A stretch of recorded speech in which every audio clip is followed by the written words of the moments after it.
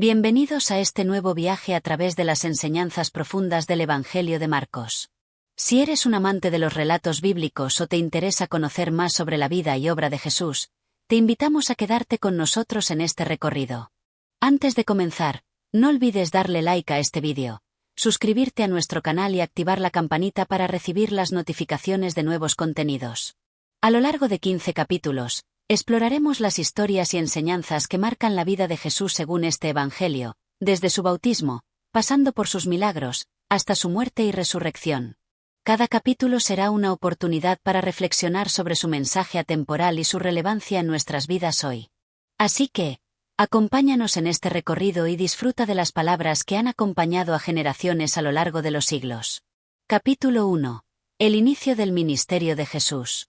El Evangelio de Marcos comienza con una poderosa introducción que da paso al inicio del ministerio de Jesús. En este primer capítulo, se nos presentan eventos cruciales que marcan el comienzo de la obra redentora de Jesús, como su bautismo por parte de Juan el Bautista, la tentación en el desierto y la proclamación del reino de Dios. Estos eventos no solo introducen a Jesús como el Mesías prometido, sino que también revelan el propósito divino de su vida, así como las tensiones que enfrentará a lo largo de su ministerio. La narración inicia con el anuncio de la llegada de Juan el Bautista, quien aparece en el desierto predicando un mensaje de arrepentimiento y bautismo para la remisión de los pecados. Juan es descrito como el voz que clama en el desierto, tal como lo profetizaron las Escrituras, preparando el camino para la venida del Mesías. Voz que clama en el desierto, preparad el camino del Señor, enderezad sus sendas. Marcos 1:3. Juan, vestido con ropa de camello y alimentado con langostas y miel silvestre, representa la figura del profeta del Antiguo Testamento, que llamaba al pueblo a la conversión. Su mensaje era claro: el reino de Dios se acerca, y para poder acceder a él, es necesario arrepentirse y ser purificados. La gente de todas las regiones acudía a él, reconociendo la urgencia de su llamado. Y toda la región de Judea y todos los de Jerusalén iban a él, y eran bautizados por él en el río Jordán, confesando sus pecados. Marcos 1:5. Es en este contexto que aparece Jesús. Él no necesita arrepentirse, pero se acerca a Juan para recibir el bautismo. Este acto no solo simboliza su identificación con la humanidad caída, sino que también marca el inicio formal de su ministerio. Al ser bautizado, algo sobrenatural ocurre. Enseguida, cuando salió del agua, vio los cielos abiertos, y al Espíritu como paloma que descendía sobre él. Marcos 1:10. Este es el primer signo claro de la naturaleza divina de Jesús. El Espíritu Santo desciende sobre él en forma de una paloma, un símbolo de paz, pureza y consagración. Este acto es una confirmación divina del propósito de Jesús en la tierra. Además, se escucha una voz desde los cielos. Y vino una voz de los cielos que decía: Tú eres mi Hijo amado, en ti tengo complacencia. Marcos 1:11. Esta voz del Padre marca un momento crucial: la revelación de la identidad de Jesús como el Hijo de Dios. Este es un acto de amor y aprobación, una validación pública de la misión que está por comenzar. Es un momento trascendental, ya que, por primera vez, Jesús recibe la manifestación clara y directa del respaldo divino. Después de este evento, el Espíritu Santo impulsa a Jesús a retirarse al desierto, donde pasará 40 días en soledad. Aquí se enfrenta a la tentación de Satanás, un desafío importante para su misión. Este periodo de prueba no solo pone a prueba su obediencia a Dios, sino que también refleja su resistencia al mal y su determinación de seguir el plan divino. Y enseguida el Espíritu le impulsó al desierto, y estuvo allí en el desierto 40 días, y era tentado por Satanás, y estaba con las bestias, y los ángeles le servían. Marcos 1:12-13. En el desierto, Jesús es tentado por Satanás, quien trata de desviarlo de su misión. Sin embargo, Jesús resiste a todas las tentaciones, permaneciendo fiel a su propósito. La presencia de los ángeles que le sirven es un signo de la protección divina y el respaldo celestial que Jesús recibe durante este tiempo de prueba. A pesar de la intensidad de la tentación, Jesús no sucumbe. En lugar de ceder, él permanece firme en su fe y confianza en Dios, lo que establece un patrón para su vida y su ministerio futuro. La tentación en el desierto es una muestra de su humanidad, pero también de su divinidad, al resistir el mal de manera perfecta. Después de este tiempo en el desierto, Jesús regresa a Galilea, donde comienza a proclamar el mensaje del reino de Dios. El llamado de Jesús es claro y directo. El tiempo se ha cumplido, y el reino de Dios está cerca. Es un anuncio de esperanza, pero también un llamado a la conversión y a la fe. El tiempo se ha cumplido, y el reino de Dios se ha acercado. Arrepentíos y creed en el Evangelio. Marcos 1:15. Con estas palabras, Jesús inicia su ministerio público. La proclamación del reino de Dios será el núcleo de su mensaje durante todo su ministerio. La invitación a arrepentirse y creer en el Evangelio es una llamada a un cambio radical, a una transformación interior que es necesaria para entrar en el reino. Es un mensaje que resuena a lo largo de los siglos y sigue invitando a las personas a acercarse a Dios.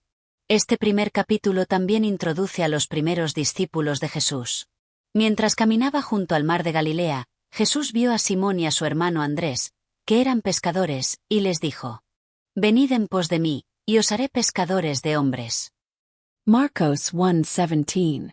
Al instante, ellos dejaron sus redes y lo siguieron. Este llamado a seguir a Jesús no es solo un llamado físico, sino también un llamado espiritual, una invitación a convertirse en instrumentos de su misión en el mundo. Luego, Jesús llama a Santiago y Juan, los hijos de Zebedeo, quienes también dejan su vida anterior para seguirle. Y dejando ellos al padre Zebedeo en la barca con los jornaleros, fueron tras él. Marcos 1:20. Con la llamada de estos primeros discípulos, comienza la formación del grupo que acompañará a Jesús en su ministerio, aprendiendo de él y participando en su obra. Este acto subraya el poder transformador del llamado de Jesús, que no solo cambia la vida de los que lo siguen, sino que los transforma en agentes del reino de Dios. Este capítulo cierra con una serie de milagros que Jesús realiza, comenzando con la sanación de un hombre poseído por un espíritu inmundo en la sinagoga de Capernaum. Este milagro es solo el comienzo de una serie de sanaciones y enseñanzas que evidencian el poder divino de Jesús. Y había en su sinagoga un hombre con un espíritu inmundo, el cual gritó, diciendo: «¿Qué tenemos contigo, Jesús Nazareno? ¿Has venido a destruirnos? Sé quién eres, el Santo de Dios». Marcos 1:23-24. Jesús demuestra su autoridad sobre los espíritus impuros, ordenando al demonio que se calle y salga del hombre, lo que provoca asombro entre los testigos. Este es el primer signo del poder de Jesús sobre las fuerzas del mal.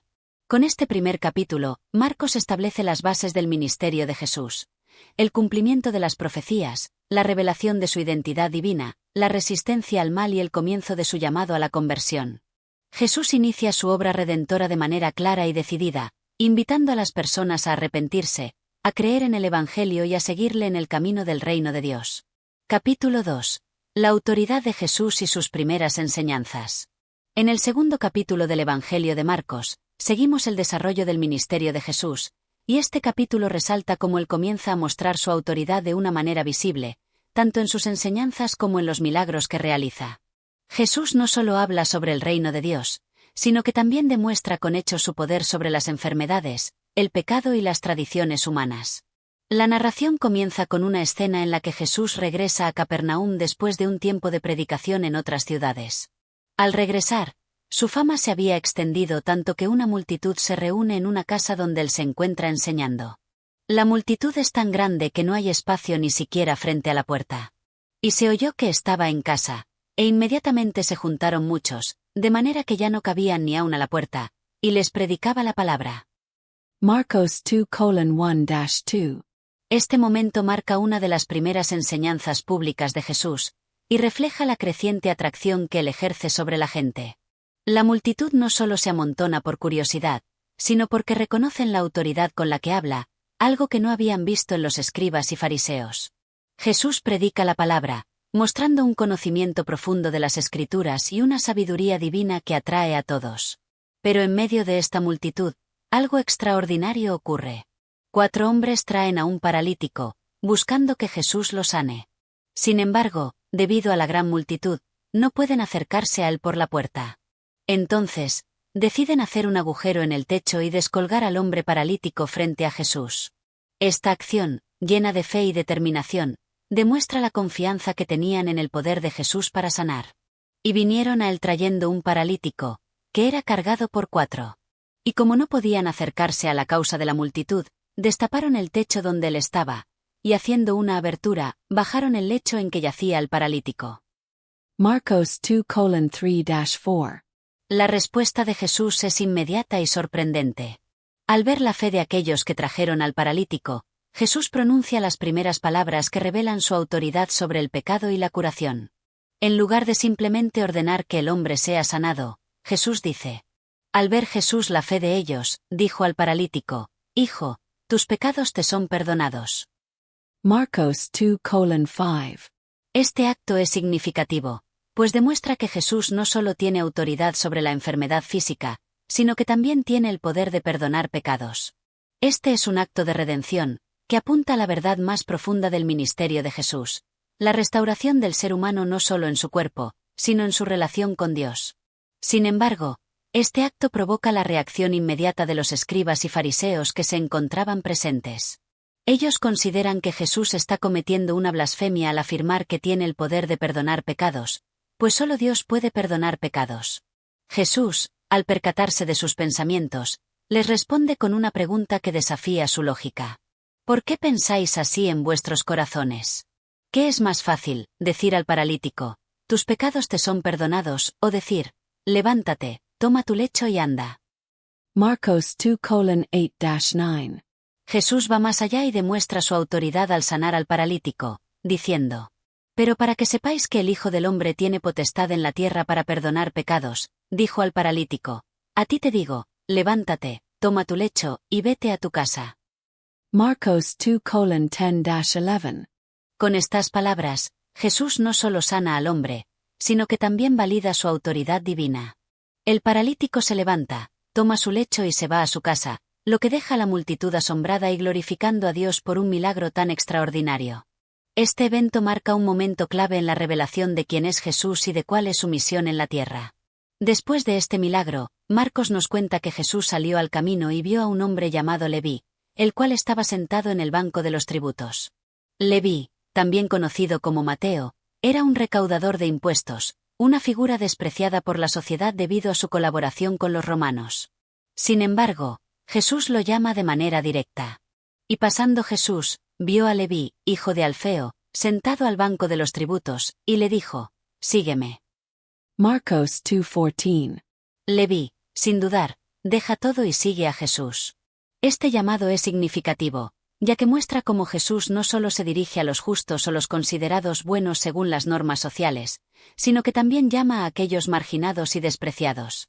Esta invitación a Leví es un acto de misericordia y una muestra de que el reino de Dios está abierto para todos, sin importar su pasado. Poco después, Jesús se sienta a la mesa con Leví y otros recaudadores de impuestos y pecadores. Los fariseos, al ver esto, cuestionan a los discípulos de Jesús, preguntando por qué su maestro come con personas consideradas impuras. La respuesta de Jesús es clara y reveladora. Los sanos no tienen necesidad de médico, sino los enfermos. No he venido a llamar a justos, sino a pecadores. Marcos 2:17. Con esta declaración, Jesús explica su misión. Él no vino para sanar a los que ya se consideran justos, sino para ofrecer perdón y sanación a los pecadores, a aquellos que reconocen su necesidad de Dios. Esta respuesta revela una de las enseñanzas fundamentales del Evangelio. La misericordia de Dios está destinada a aquellos que reconocen su debilidad y su necesidad de salvación. El capítulo continúa con una discusión sobre el ayuno. Los discípulos de Juan y los fariseos se acercan a Jesús y le preguntan por qué sus discípulos no ayunan, mientras que ellos sí lo hacen. Jesús responde con una parábola que refleja la diferencia entre las viejas prácticas religiosas y la nueva obra que él está realizando. ¿Podrán los que están de bodas ayunar mientras el esposo está con ellos?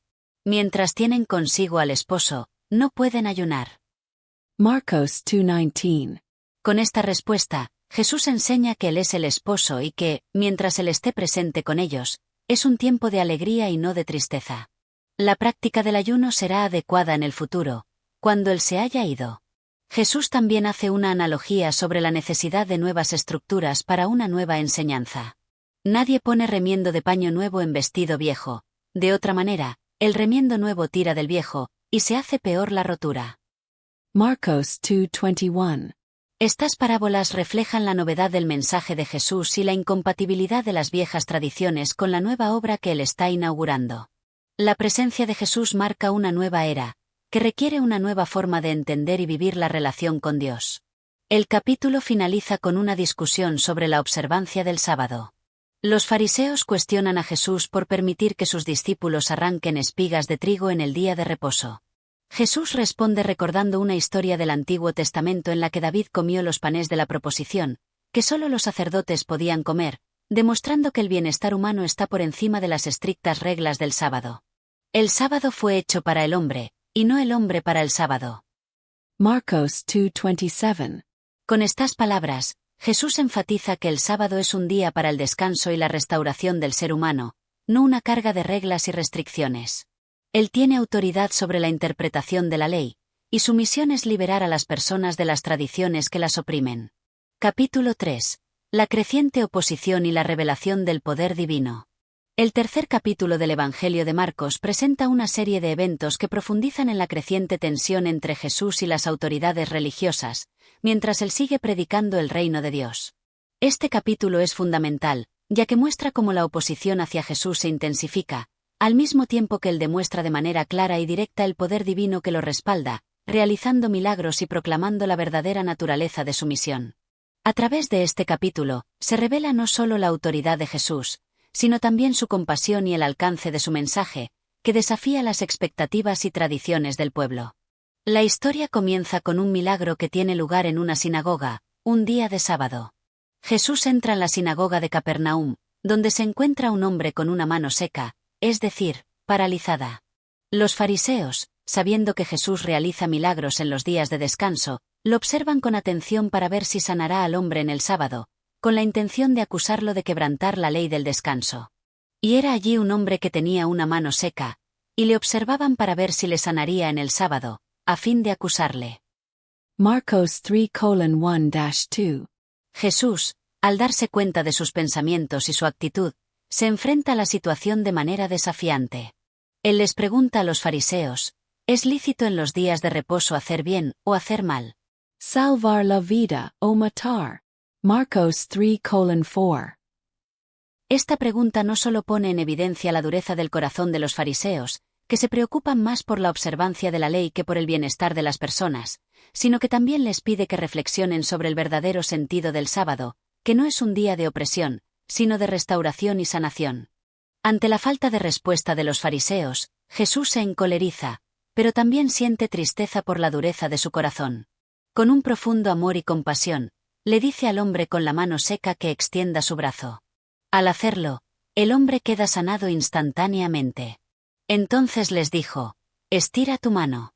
Y él la estiró, y su mano fue restaurada. Marcos 3:5. Este milagro no solo demuestra el poder de Jesús sobre las enfermedades, sino también su autoridad para reinterpretar las leyes religiosas. Él no se deja limitar por las tradiciones humanas que impiden la acción de la misericordia, sino que pone en práctica el amor de Dios, incluso en un día de reposo. Este acto de curación provoca la furia de los fariseos, quienes, al ver lo que Jesús ha hecho, comienzan a conspirar contra él, buscando cómo destruirlo. Y los fariseos salieron y al instante con los herodianos tomaron consejo contra él, para destruirle. Marcos 3:6. Este giro en la narrativa marca el inicio de una intensificación de la oposición hacia Jesús, que no solo proviene de los fariseos, sino también de los herodianos, un grupo aliado con el poder de Herodes. La conspiración para destruir a Jesús muestra cómo su mensaje y su poder desafían no solo las normas religiosas, sino también los intereses políticos y sociales establecidos. A pesar de la creciente oposición, Jesús continúa realizando milagros y sanaciones. La multitud que lo sigue se vuelve cada vez más grande, y él sigue predicando sobre el reino de Dios. En este punto, Marcos nos presenta una imagen poderosa de Jesús como el Salvador que trae la salvación y la liberación a todos los que lo buscan con fe. Y le seguía gran multitud de Galilea, y de Judea, y de Jerusalén, y de Idumea, y del otro lado del Jordán, y los que eran de Tiro y de Sidón. Una gran multitud, oyendo cuán grandes cosas hacía, vinieron a él. Marcos 3:7. Este pasaje subraya la popularidad de Jesús, cuyo poder y mensaje atraen a multitudes de todas partes. Jesús no discrimina por lugar de origen o condición social. Su mensaje es inclusivo, dirigido a todos, sin excepción. En respuesta a esta multitud, Él se sube a una barca, para evitar ser aplastado por la gente, y les habla desde allí. A través de esta escena, se muestra la urgencia de la misión de Jesús y cómo la demanda de su enseñanza y sus milagros es tan grande que él tiene que tomar medidas para protegerse. En medio de esta avalancha de seguidores y de oposición, Jesús hace un gesto significativo al designar a 12 hombres, quienes serán sus discípulos más cercanos, aquellos que compartirán su ministerio y llevarán adelante la obra que él ha comenzado. La elección de los 12 apóstoles es un acto de establecer un grupo de liderazgo que participará activamente en la expansión del reino de Dios. Y estableció a 12, para que estuvieran con él, y para enviarlos a predicar, y que tuvieran autoridad para sanar las enfermedades y para echar fuera los demonios. Marcos 3:14-15. Estos 12 apóstoles serán los pilares fundamentales del cristianismo primitivo, los encargados de difundir las enseñanzas de Jesús y continuar con su misión tras su partida. A través de esta elección, se destaca la importancia de la comunidad en el trabajo del reino de Dios. Los apóstoles no solo son seguidores, sino colaboradores de Jesús en la obra redentora. Sin embargo, no todo es claro y sencillo en la recepción de Jesús. En este capítulo, también se nos presenta una reacción contradictoria de su propia familia y de los líderes religiosos. Los familiares de Jesús, al enterarse de su actividad y popularidad, intentan detenerlo, creyendo que está fuera de sí. La acusación de que Jesús está loco revela el desconcierto y el rechazo que experimentan incluso aquellos cercanos a él. Y cuando lo oyeron, los suyos salieron para prenderle, porque decían, está fuera de sí. Marcos 3:21. Por otro lado, los fariseos, al ver los milagros de Jesús, comienzan a acusarlo de estar poseído por Belcebú, el príncipe de los demonios, y de realizar sus milagros por el poder del mal. Este ataque directo a su persona y a su autoridad es respondido por Jesús con una lógica imparable. Él les responde con una parábola, mostrando lo ilógico de sus acusaciones. ¿Cómo Satanás va a echar fuera a Satanás? Y si un reino está dividido contra sí mismo, tal reino no puede mantenerse en pie. Marcos 3:23-24. Jesús demuestra que su poder no proviene de Satanás, sino de Dios. Si él estuviera al servicio del mal, no podría destruir el mal. Esta respuesta subraya la naturaleza divina de su misión. No viene a hacer alianzas con las fuerzas del mal, sino a destruirlas. En este contexto, Jesús también habla sobre el pecado contra el Espíritu Santo, un pecado imperdonable, pues es el rechazo consciente y deliberado de la obra del Espíritu de Dios en la tierra. Pero el que blasfeme contra el Espíritu Santo, no tiene jamás perdón, sino que es reo de juicio eterno. Marcos 3:29.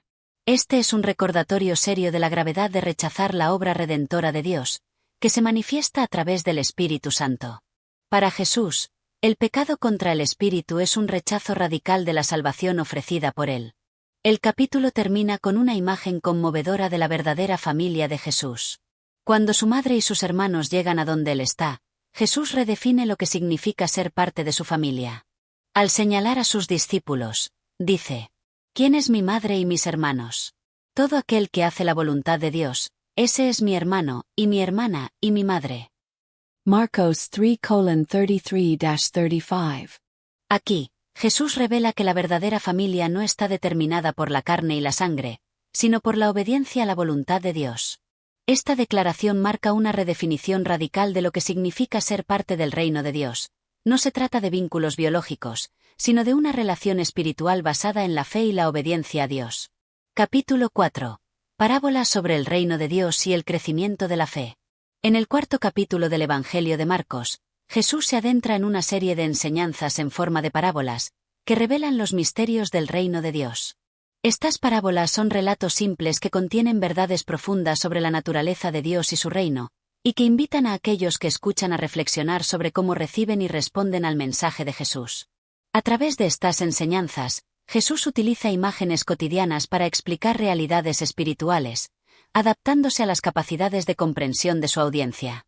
El capítulo comienza con una de las parábolas más conocidas de Jesús, la parábola del sembrador.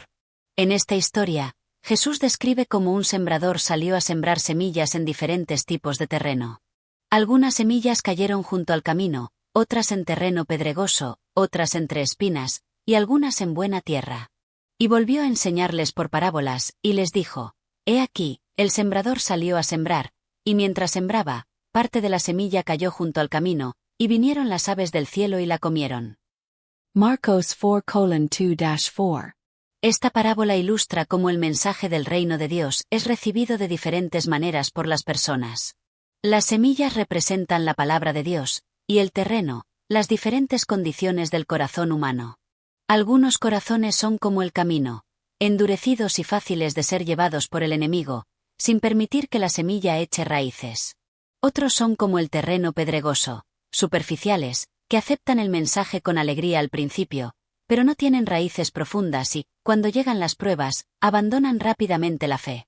Algunos son como el terreno lleno de espinas, aquellos que escuchan la palabra, pero las preocupaciones y riquezas de la vida ahogan el mensaje, impidiendo que dé fruto. Finalmente, hay quienes son como la buena tierra, aquellos que escuchan la palabra, la entienden y permiten que dé fruto, trayendo una cosecha abundante. Y otras cayeron en buena tierra, y dieron fruto, que brotó y creció, y produjo a 30, a 60 y a 100 por uno. Marcos 4:8. Después de contar esta parábola, Jesús explica a sus discípulos la verdadera interpretación de la historia. Él revela que las parábolas no solo son una forma de enseñar, sino también un medio para revelar los secretos del reino de Dios a aquellos que están dispuestos a escuchar y entender, mientras que a aquellos que no están abiertos, las parábolas les sirven para esconder estos misterios. Y les dijo: a vosotros os es dado saber el misterio del reino de Dios, pero a los que están fuera, por parábolas todas las cosas son dichas. Marcos 4:11.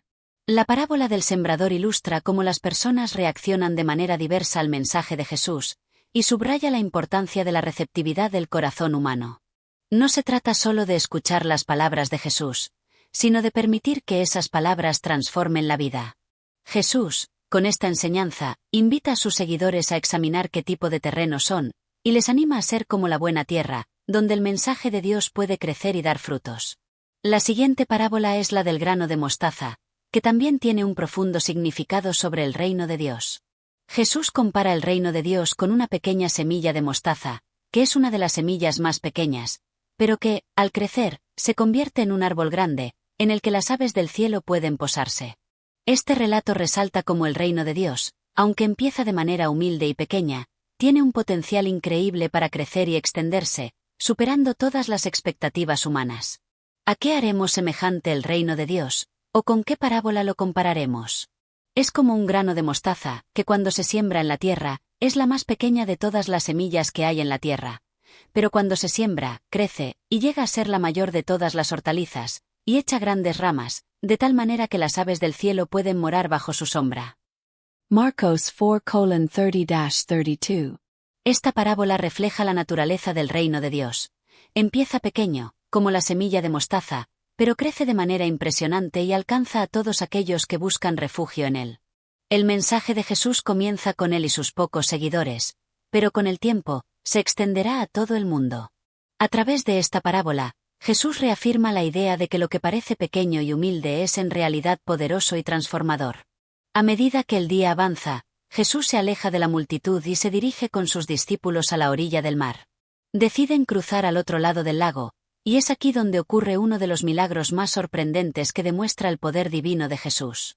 Mientras están en la barca, una gran tormenta se desata, con vientos fuertes y olas que llenan la barca de agua. Los discípulos, aterrados, despiertan a Jesús, quien se encuentra dormido en la parte trasera de la barca. Y él se levantó, reprendió al viento y dijo al mar: «Calla, enmudece». Y el viento cesó, y hubo gran bonanza. Marcos 4:39. Con una sola palabra, Jesús calma la tormenta, mostrando su autoridad sobre la naturaleza. Este milagro asombra a los discípulos, quienes se preguntan: ¿quién es este, que aun el viento y el mar le obedecen? Marcos 4:41. Este evento no solo es un milagro físico, sino una revelación de la identidad de Jesús como el Hijo de Dios, quien tiene autoridad sobre todas las cosas, visibles e invisibles. La calma que sigue a la tormenta simboliza la paz que solo Él puede traer, una paz que trasciende las circunstancias y que invita a los creyentes a confiar en su poder, incluso en los momentos más turbulentos de la vida. Capítulo 5. Sanaciones, liberación y revelación del poder de Jesús. En el 5º capítulo del Evangelio de Marcos, La narrativa da un giro hacia una serie de milagros que subrayan la autoridad divina de Jesús sobre las fuerzas del mal, las enfermedades y las mismas leyes naturales. Este capítulo revela la capacidad de Jesús para sanar a los afligidos, liberar a los oprimidos por demonios y, finalmente, resucitar a los muertos, demostrando de manera clara que Él es el Salvador que tiene poder sobre la vida, la muerte y el reino espiritual.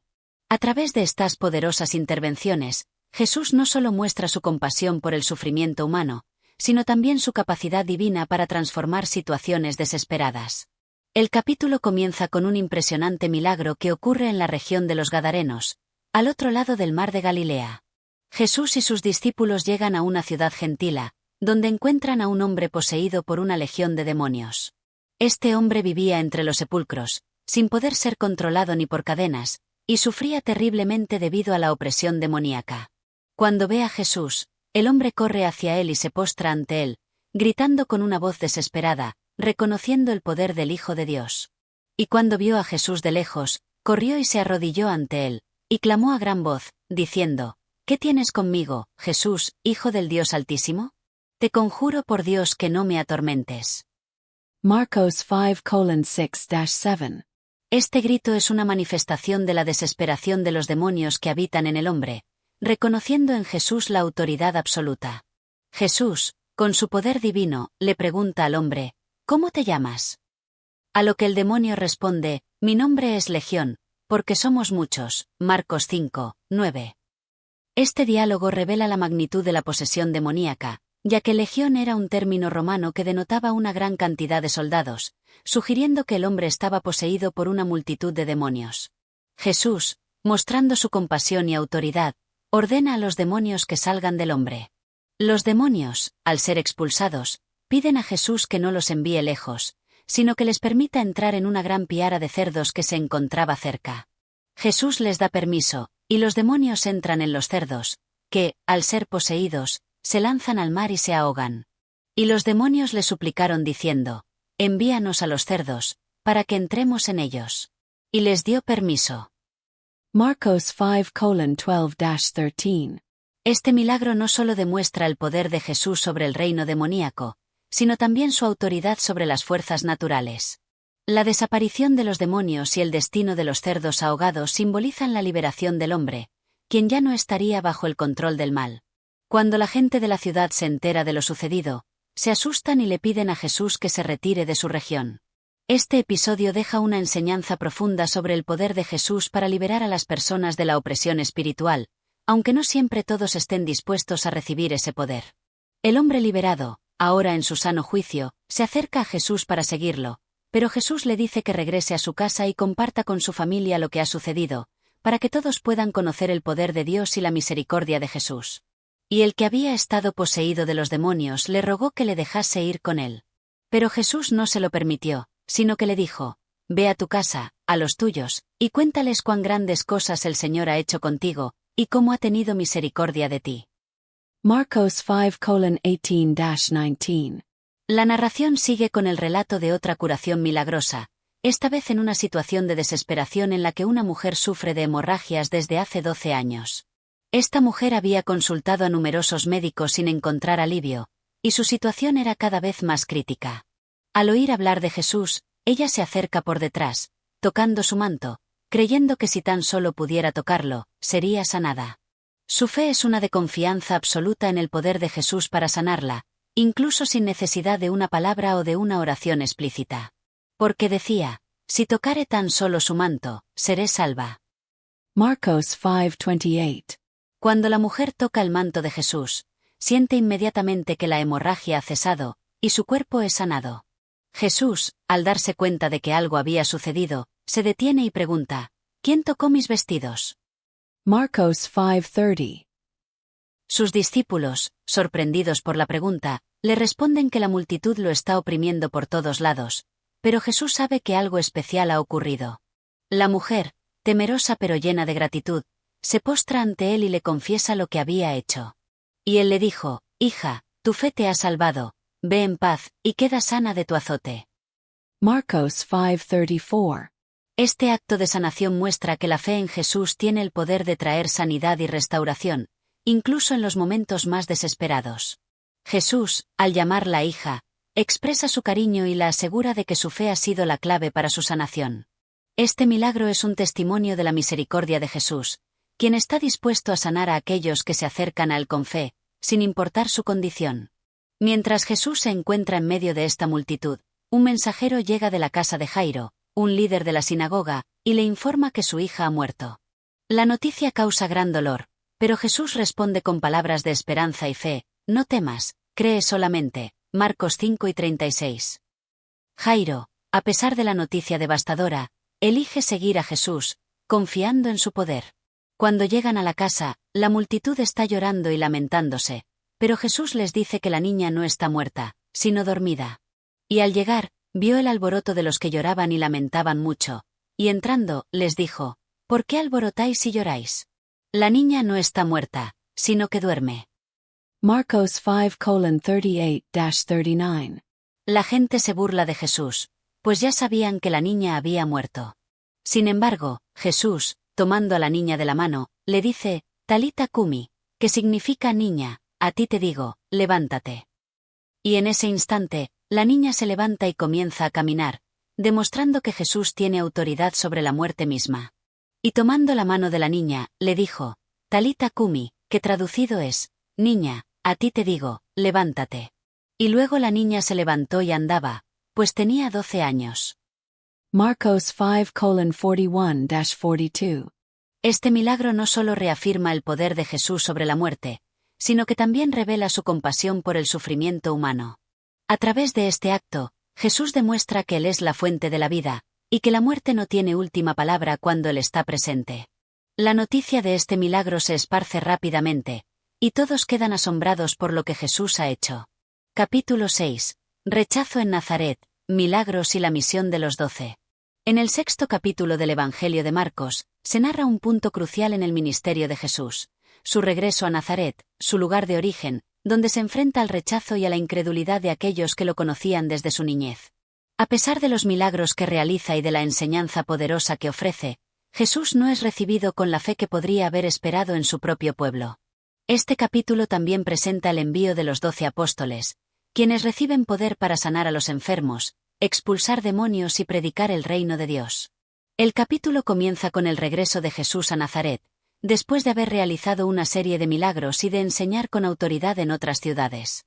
Jesús llega a la sinagoga en el sábado y comienza a enseñar a la gente.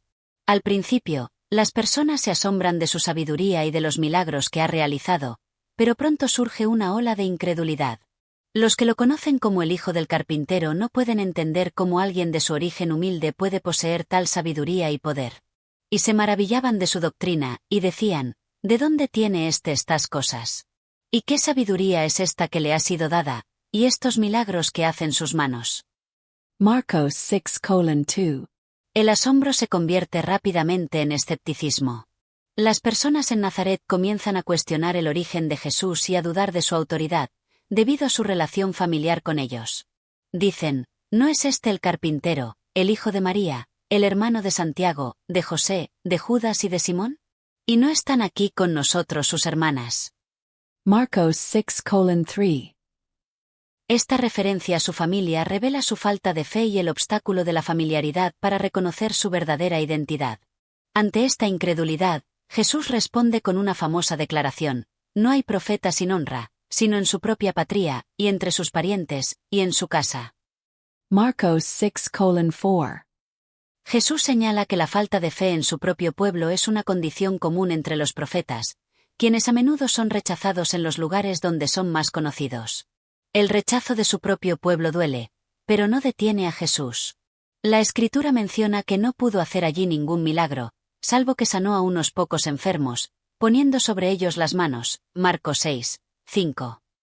Este versículo destaca cómo la falta de fe en Nazaret limitó la manifestación completa del poder de Jesús. No obstante, Él sigue enseñando y sanando a los que se acercan con fe. Después de este episodio en Nazaret, Jesús se dirige a las ciudades cercanas y continúa su ministerio de predicación, sanación y liberación. Es en este contexto que decide enviar a sus 12 discípulos en una misión especial. Jesús les da instrucciones claras sobre cómo deben comportarse en su misión: id y predicad, diciendo: el reino de los cielos se ha acercado.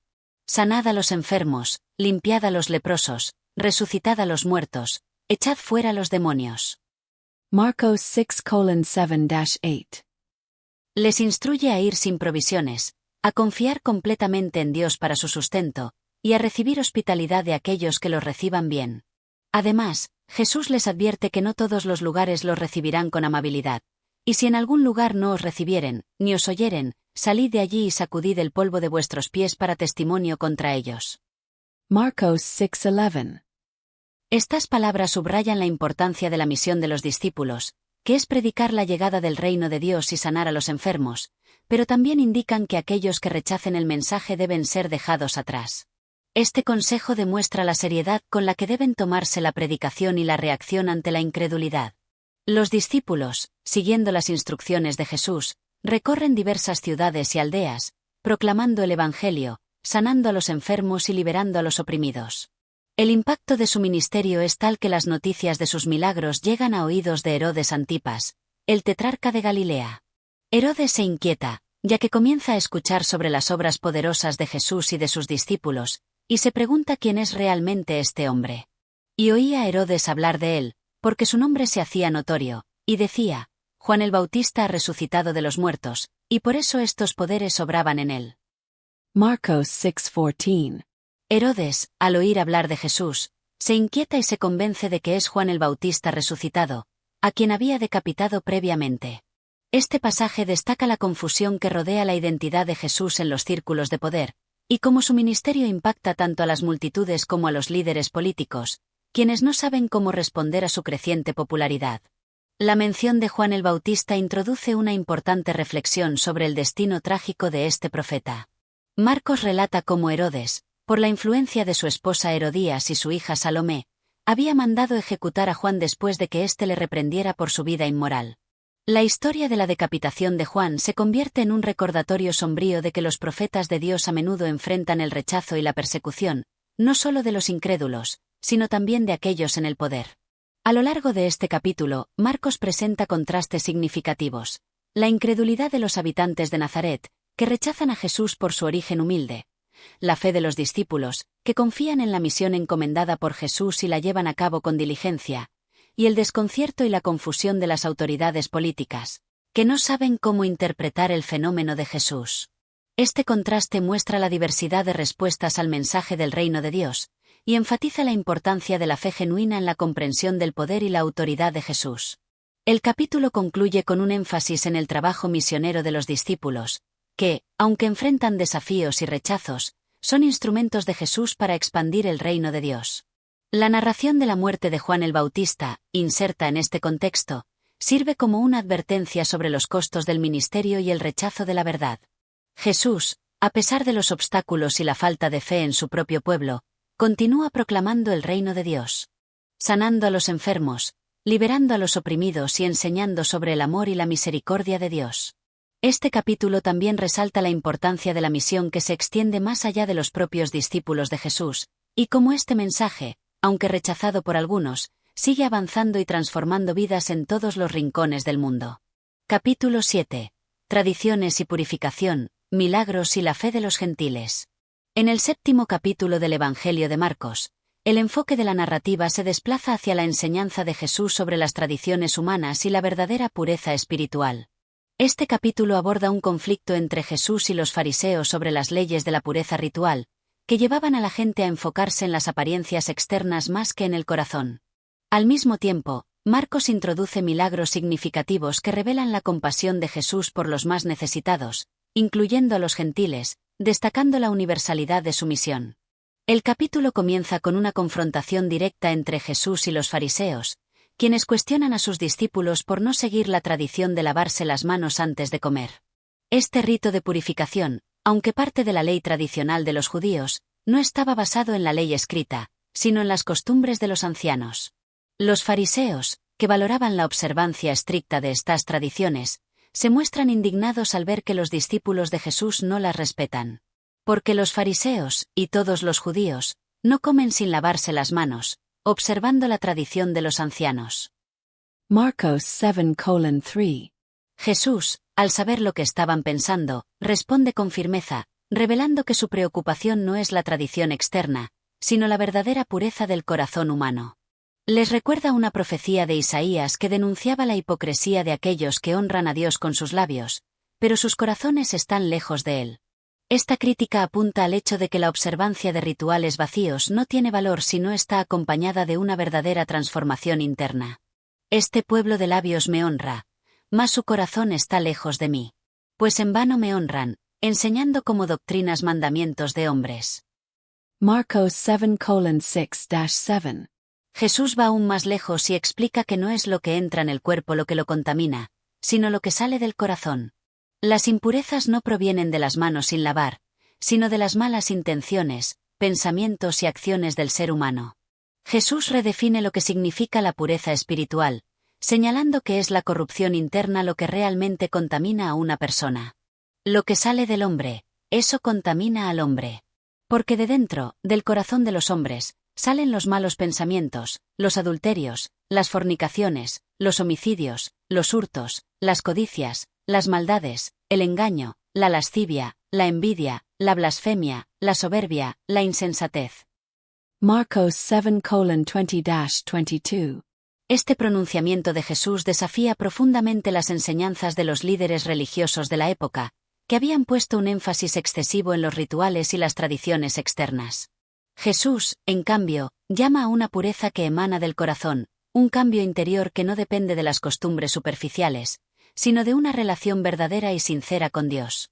A continuación, la narración se desplaza hacia un milagro fuera del contexto israelita, en la región de Tiro y Sidón, áreas gentiles.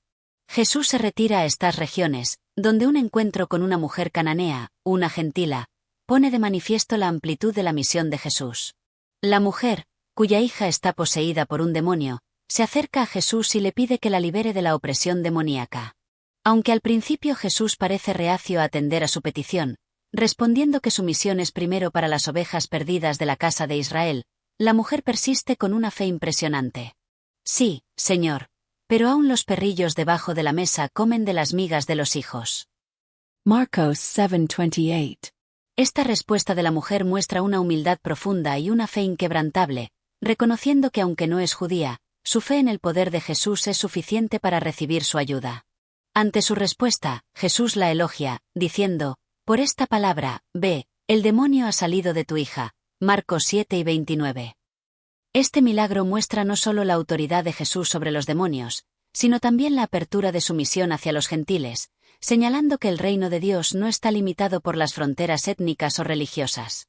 Luego, Marcos relata otro milagro en la región de Decápolis, una zona gentil también. Un hombre sordo, con dificultad para hablar, es presentado ante Jesús. Jesús, al ver la condición del hombre, se aparta con el del gentío y, de manera simbólica, toca sus oídos y le toca la lengua con saliva, diciendo, Eppata, que significa ábrete. Al instante, el hombre comienza a oír y a hablar con claridad. Y mirándole los ojos, suspiró, y le dijo, Eppata, que es, ábrete. Marcos 7:34. Este acto de sanación, al igual que el anterior, muestra el cuidado personal que Jesús tiene por aquellos que sufren. Además, las señales físicas de la sanación, el toque en los oídos y en la lengua, tienen una fuerte carga simbólica, ya que representan la restauración total de las capacidades del hombre y su apertura a la revelación de Dios. La multitud, al ver lo sucedido, queda asombrada, reconociendo que Jesús ha hecho todas las cosas bien. Y todo lo que hacía, bien lo hacía. Hacía oír a los sordos, y hablar a los mudos. Marcos 7:37. Este versículo resalta la perfección de las obras de Jesús, quien no solo sana, sino que lo hace de manera completa y perfecta. Su poder es tan grande que incluso aquellos que no pertenecen al pueblo de Israel pueden experimentar su gracia y poder transformador. Este capítulo, al abordar tanto las enseñanzas sobre la pureza interior como los milagros realizados entre los gentiles, subraya varios temas clave. Jesús redefine las expectativas de pureza, alejándose de las tradiciones humanas y centrando su mensaje en la transformación interna del corazón. Además, a través de sus milagros, demuestra que el reino de Dios es accesible para todos, no solo para los judíos, sino también para los gentiles que muestran fe. La lección central de este capítulo es que la verdadera fe no está basada en la observancia externa de reglas, sino en un corazón sincero que busca la misericordia y la gracia de Dios. La confrontación con las tradiciones, seguida de la manifestación de poder divino sobre los demonios y las enfermedades, ofrece un mensaje claro: Jesús es el Salvador universal, y su misión de sanación y liberación no tiene límites. Capítulo 8. El pan de vida, la confesión de Pedro y el primer anuncio de la muerte de Jesús. En el 8º capítulo del Evangelio de Marcos, se continúa con el ministerio de Jesús, quien realiza varios milagros y enseñanzas clave, incluyendo el famoso milagro de la multiplicación de los panes, la confesión de Pedro sobre la identidad de Jesús, y el primer anuncio explícito de la muerte y resurrección de Jesús. A lo largo de este capítulo, se intensifica el tema de la verdadera comprensión del reino de Dios, y se plantea una pregunta crucial sobre la identidad de Jesús, que será respondida con claridad en este relato. El capítulo comienza con un episodio significativo. Jesús alimenta a una multitud de 4.000 personas en un desierto, utilizando solo 7 panes y unos pocos peces. Este milagro es similar al que Jesús había realizado anteriormente con una multitud de 5.000, pero con algunas diferencias. En este caso, Jesús muestra una vez más su compasión por las multitudes que lo siguen, reconociendo su hambre y la necesidad de alimentarlas. Y los discípulos le respondieron: ¿De dónde podrá uno sacar pan aquí en el desierto, para saciar a estos? Marcos 8:4. Aunque los discípulos parecen haber olvidado el milagro anterior, Jesús actúa con calma y autoridad. Da gracias a Dios por los panes, los distribuye entre la multitud, y de manera milagrosa, todos comen hasta quedar satisfechos, y todavía sobran 7 canastas de fragmentos. Este milagro no solo muestra el poder de Jesús para proveer, sino también su generosidad y su deseo de cuidar de las necesidades de las personas, revelando nuevamente el carácter compasivo del reino de Dios. Y comieron y se saciaron, y recogieron de los pedazos que sobraron 7 canastas. Marcos 8:8. Después de este milagro, Jesús y sus discípulos se embarcan en un barco, cruzando al otro lado del mar, donde se encuentran con los fariseos. Estos, nuevamente, buscan una señal milagrosa de Jesús para probar su autoridad, a lo que él responde con una advertencia. Les dice que no se les dará ninguna señal, ya que han mostrado una fe incrédula y están buscando pruebas de manera egoísta, sin una verdadera disposición a creer.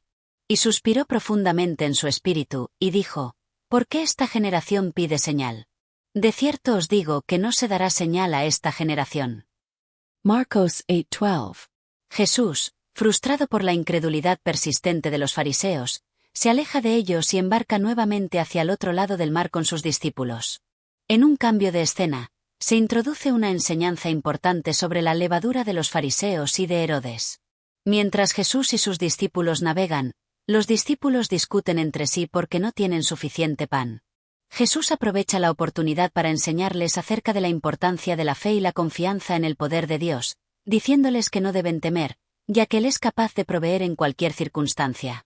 Los discípulos, sin comprender completamente, se sienten confundidos por las palabras de Jesús, ya que no logran ver más allá de la situación material inmediata. Y les dijo: ¿Por qué razonáis que no tenéis pan? ¿No entendéis ni comprendéis? ¿Aún tenéis endurecido vuestro corazón? Marcos 8:17. En este momento, Jesús los lleva a recordar los milagros pasados, como la multiplicación de los panes, y les pregunta cuántos canastos sobraron en esos momentos. Cuando responden, recordando que sobraron 12 canastos en el primer milagro y 7 en el segundo, Jesús les señala que su preocupación por el pan material es innecesaria, y les insta a ver más allá de lo inmediato, a confiar en la provisión divina y a no permitir que el levadura de la incredulidad los contamine. ¿Aún no entendéis? Marcos 8:21. A continuación, se da uno de los momentos más reveladores del Evangelio, la confesión de Pedro sobre la identidad de Jesús. En una conversación privada con sus discípulos, Jesús les pregunta: ¿Quién dicen los hombres que soy yo? Marcos 8:27. Los discípulos responden que algunos dicen que es Juan el Bautista, otros que es Elías, y otros que es uno de los profetas. Sin embargo, Jesús les hace una pregunta personal: ¿y vosotros, quién decís que soy yo? Marcos 8:29. Pedro, inspirado por el Espíritu, responde con claridad: Tú eres el Cristo. Marcos 8:29. Este reconocimiento de Pedro es fundamental porque marca el momento en que uno de los discípulos finalmente comprende la verdadera identidad de Jesús. No es solo un profeta o un maestro, sino el Mesías esperado, el ungido de Dios. Sin embargo, Jesús les pide que no lo divulguen, ya que todavía no ha llegado el momento adecuado para que su identidad sea completamente revelada al público. Y les prohibió severamente que a nadie dijesen quién era él. Marcos 8:30. Luego de esta declaración, Jesús comienza a enseñarles a sus discípulos sobre la naturaleza de su misión.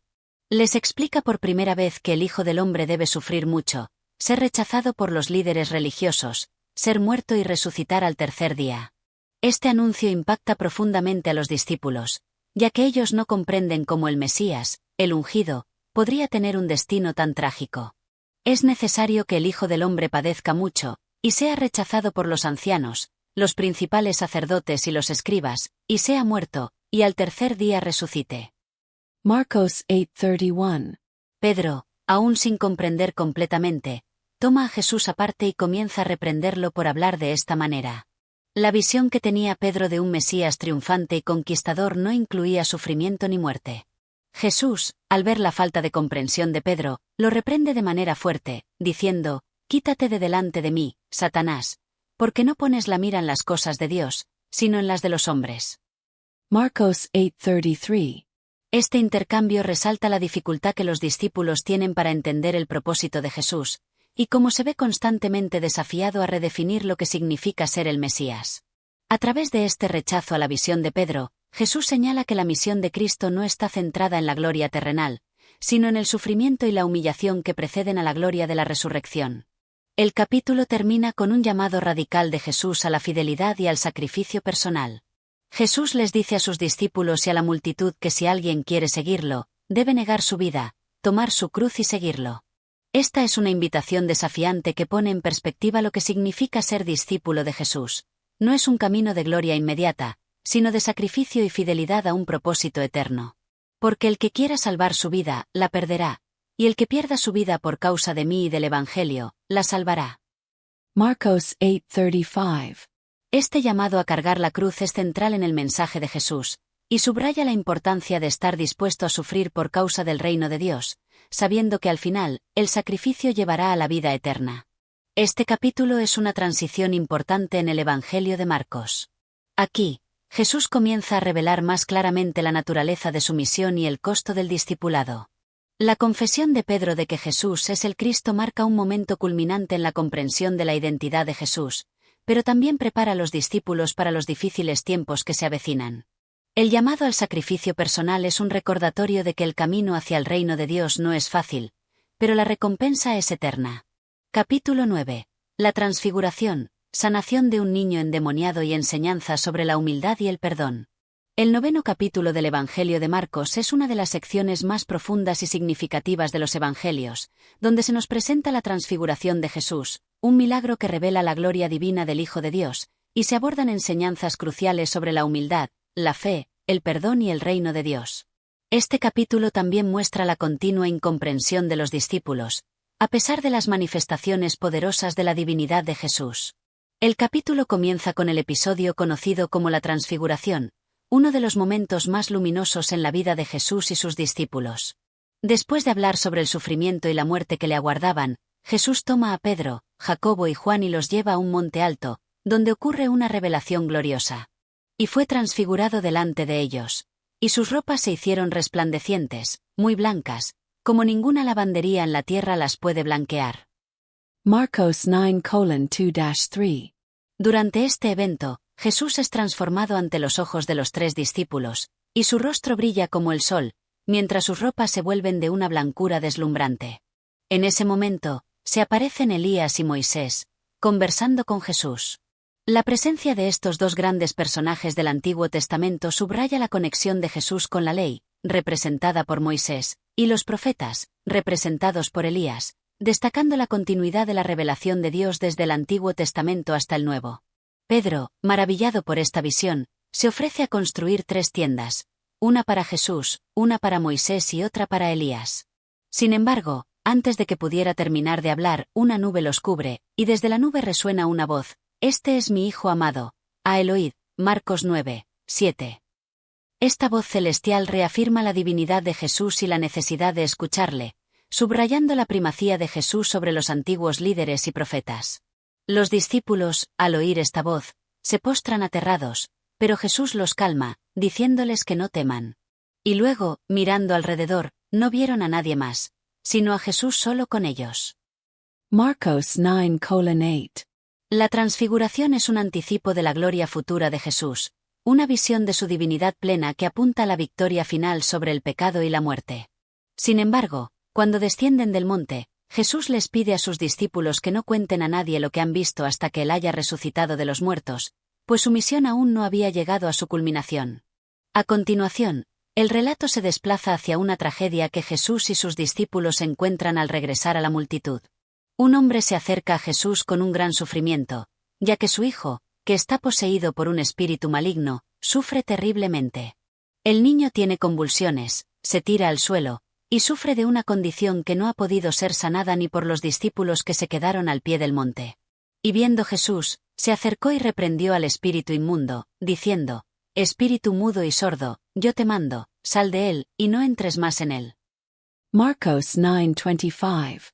Jesús, al ver la incredulidad y desesperación del padre, lo desafía a creer en la posibilidad de la sanación. El hombre, reconociendo su duda, exclama con lágrimas: «Creo, ayuda a mi incredulidad». Marcos 9:24. Esta sincera confesión de fe y duda al mismo tiempo es un momento de profunda humanidad y vulnerabilidad, y resalta la necesidad de confiar completamente en el poder de Jesús, incluso cuando la fe parece débil. El espíritu maligno es expulsado del niño, y, al principio, parece muerto. Sin embargo, Jesús lo toma de la mano, lo levanta, y el niño se levanta completamente sano. Este milagro demuestra el poder absoluto de Jesús sobre los demonios y su capacidad para traer sanación y restauración donde otros no pudieron. Después de este milagro, Jesús les habla nuevamente a sus discípulos sobre su inminente muerte. Les dice que el Hijo del Hombre será entregado en manos de los hombres, y que lo matarán, pero que después de 3 días resucitará. Los discípulos, sin embargo, no entienden estas palabras y temen preguntarle sobre ellas. A pesar de los milagros que han presenciado, aún no comprenden completamente la misión de Jesús ni el tipo de Mesías que Él es. Pero ellos no entendían esta palabra, y temían preguntarle. Marcos 9:32. En el camino hacia la casa, los discípulos comienzan a discutir entre sí sobre quién sería el más grande en el reino de Dios. Este es un tema recurrente entre los discípulos, quienes aún no comprenden que la grandeza en el reino de Dios no se mide por el poder o el estatus, sino por la humildad y el servicio a los demás. Al llegar a la casa, Jesús les pregunta sobre lo que discutían, y ellos permanecen en silencio, avergonzados por su conversación. Jesús les explica que, en el reino de Dios, el que quiera ser el primero debe ser el último, y el que desee ser el mayor debe ser el servidor de todos.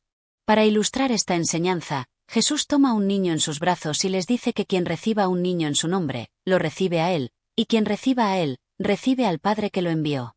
Y tomando un niño, lo puso en medio de ellos, y tomándolo en sus brazos, les dijo: «El que recibiere en mi nombre a uno de estos niños, a mí me recibe, y el que a mí me recibe, no me recibe a mí, sino al que me envió». Marcos 9:36-37. Luego, Juan le informa a Jesús que habían visto a un hombre echando fuera demonios en su nombre, pero que no era uno de sus seguidores, y por lo tanto, le pidieron que lo impidiera. Jesús, sin embargo, responde de manera sorprendente, diciéndoles que no lo impidan, porque el que no es contra nosotros, por nosotros es. Marcos 9:40. Jesús les enseña que, aunque este hombre no siga directamente a Jesús, su trabajo para el reino de Dios es válido, y no deben juzgarlo ni excluirlo, ya que no hay neutralidad en el reino de Dios, o se está a favor de él o en contra de él. El capítulo culmina con una poderosa enseñanza sobre la seriedad del pecado y la importancia del perdón. Jesús advierte a sus discípulos sobre el peligro de causar tropiezos a los más pequeños, aquellos que creen en él, señalando que sería mejor para quien los cause ser arrojado al mar con una piedra de molino atada al cuello. Luego, les habla sobre la necesidad de erradicar cualquier cosa en sus vidas que los lleve al pecado, incluso si esto significa cortar partes de su cuerpo o hacer sacrificios radicales. Si tu mano te fuere ocasión de caer, córtala. Mejor te es entrar en la vida manco, que teniendo 2 manos ir al infierno, al fuego que no puede ser apagado. Marcos 9:43. El capítulo concluye con una advertencia sobre la sal, que es buena, pero que puede volverse insípida si se pierde su sabor. Jesús exhorta a sus discípulos a vivir en paz unos con otros, ya que la paz es fundamental en el reino de Dios. Este capítulo destaca varios temas clave: la revelación de la gloria de Jesús en la transfiguración, su poder sobre los demonios y la sanación, y la enseñanza sobre la humildad, el perdón y la grandeza en el reino de Dios.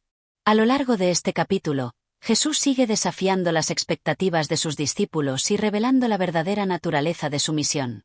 La transfiguración es un anticipo de la gloria futura de Jesús, pero la enseñanza de la humildad y el servicio apunta a una comprensión más profunda del reino de Dios, un reino que no se mide por el poder humano, sino por el amor, el sacrificio y la fidelidad a Dios. Capítulo 10. Enseñanza sobre el matrimonio, los niños, la riqueza y el sacrificio. El 10º capítulo del Evangelio de Marcos se centra en diversas enseñanzas de Jesús que abordan cuestiones fundamentales sobre las relaciones humanas, el sacrificio personal, la riqueza y la verdadera naturaleza del seguimiento de Cristo.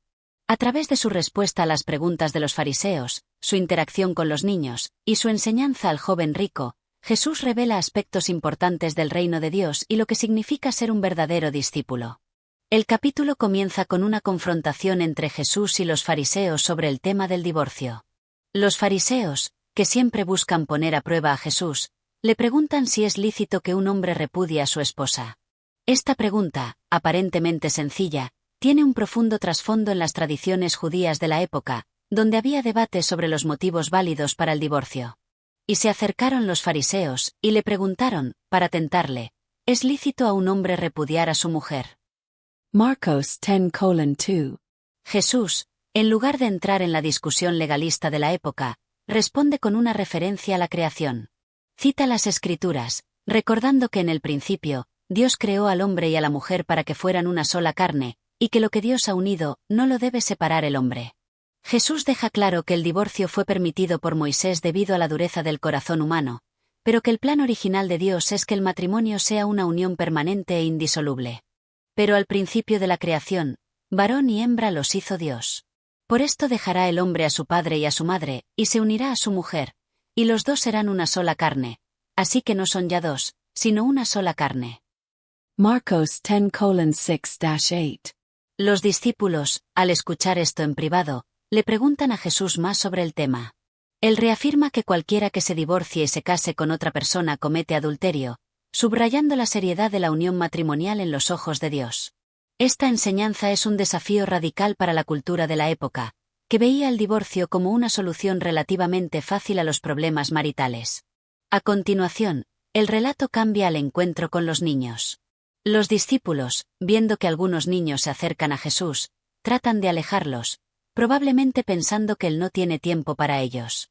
Sin embargo, Jesús, al ver esto, se indigna y les dice a sus discípulos que dejen que los niños vengan a él, porque el reino de Dios es de los que se parecen a ellos.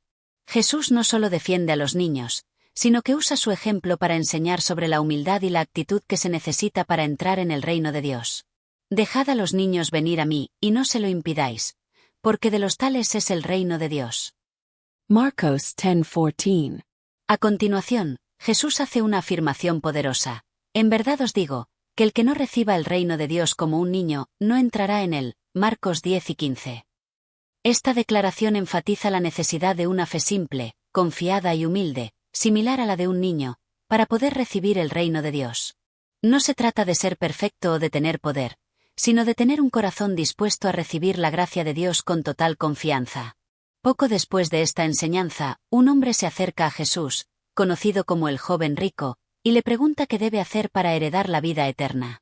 Jesús, viendo su sinceridad, le responde que debe seguir los mandamientos, y el joven, confiado, afirma que ya los ha cumplido desde su juventud. Sin embargo, Jesús le dice que aún le falta una cosa: debe vender todo lo que tiene, darlo a los pobres y seguirle. Una cosa te falta: ve, vende todo lo que tienes, y dáselo a los pobres, y tendrás tesoro en el cielo, y ven, sígueme. Marcos 10:21. El joven, al escuchar esto, se entristece profundamente, pues era muy rico y no está dispuesto a renunciar a su riqueza. Este momento se convierte en una lección dolorosa para el joven, pero también para los discípulos que observan la escena. Jesús, al ver la tristeza del joven, señala lo difícil que es para los ricos entrar en el reino de Dios. En ese momento, Les dice a sus discípulos que es más fácil para un camello pasar por el ojo de una aguja que para un rico entrar en el reino de Dios. Qué difícilmente entrarán en el reino de Dios los que tienen riquezas. Marcos 10:23. Los discípulos, sorprendidos y asustados, preguntan, ¿quién, pues, podrá ser salvo? Marcos 10:26, ya que, en su comprensión, la riqueza era vista como una señal de bendición divina. Jesús les responde que lo que es imposible para los hombres es posible para Dios, subrayando que la salvación no depende de los méritos humanos, sino de la gracia y el poder de Dios. Para los hombres es imposible, pero no para Dios, porque para Dios todo es posible. Marcos 10:27. Pedro, al escuchar estas enseñanzas, se siente impulsado a declarar que él y los demás discípulos han dejado todo para seguir a Jesús. Jesús, reconociendo su sacrificio, les asegura que cualquiera que haya dejado casa, hermanos, hermanas, padres o hijos por causa de él y del Evangelio, recibirá 100 veces más en esta vida, y en el futuro, la vida eterna.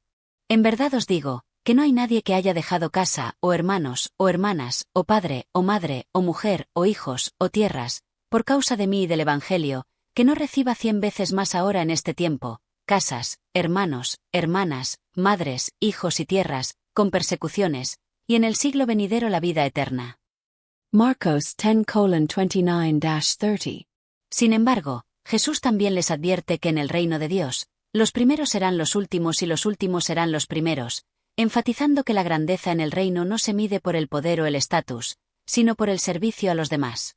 El capítulo concluye con una profecía de la pasión de Jesús, donde él anuncia por tercera vez su muerte inminente. Jesús, nuevamente, explica a sus discípulos que será entregado a los principales sacerdotes y escribas, será condenado a muerte, y será entregado a los gentiles, quienes se burlarán de él, lo azotarán y lo matarán, pero al tercer día resucitará. Y los discípulos se asombraron, y los que le seguían se asustaron. Marcos 10:32. Este anuncio del sufrimiento y la muerte de Jesús es un recordatorio doloroso de que el camino hacia la gloria pasa por el sufrimiento, y que el seguimiento de Cristo requiere sacrificio y fidelidad. Este capítulo es esencial para entender las enseñanzas de Jesús sobre lo que significa ser parte de su reino.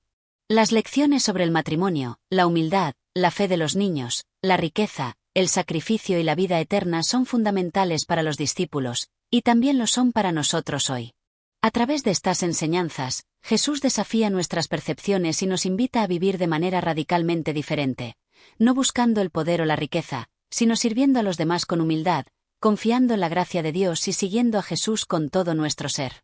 Capítulo 11. La entrada triunfal en Jerusalén, la maldición de la higuera, la purificación del templo, y el debate con los líderes religiosos. El capítulo 11 del Evangelio de Marcos marca el comienzo de la última semana de la vida de Jesús antes de su crucifixión. Este capítulo contiene momentos cruciales que revelan tanto la autoridad de Jesús como las tensiones que se intensifican entre él y los líderes religiosos. A través de la entrada triunfal en Jerusalén, la maldición de la higuera, y la purificación del templo, se nos muestra el enfrentamiento entre la verdadera autoridad de Jesús y la corrupción de las instituciones religiosas.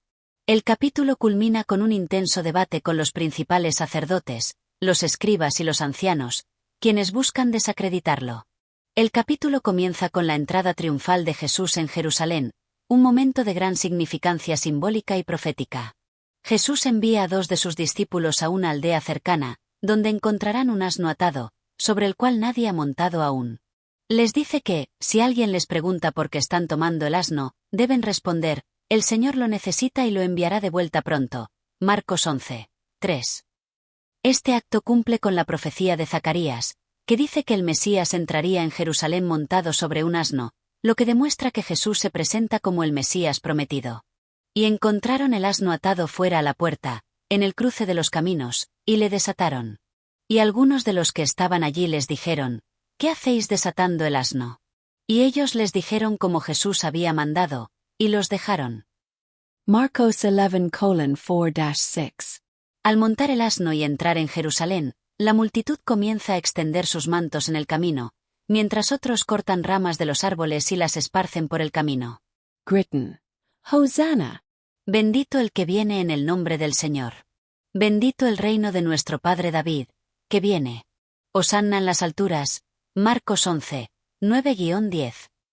Estas palabras son una proclamación de la esperanza mesiánica, un reconocimiento de que Jesús es el Salvador prometido, el que traerá el reino de Dios.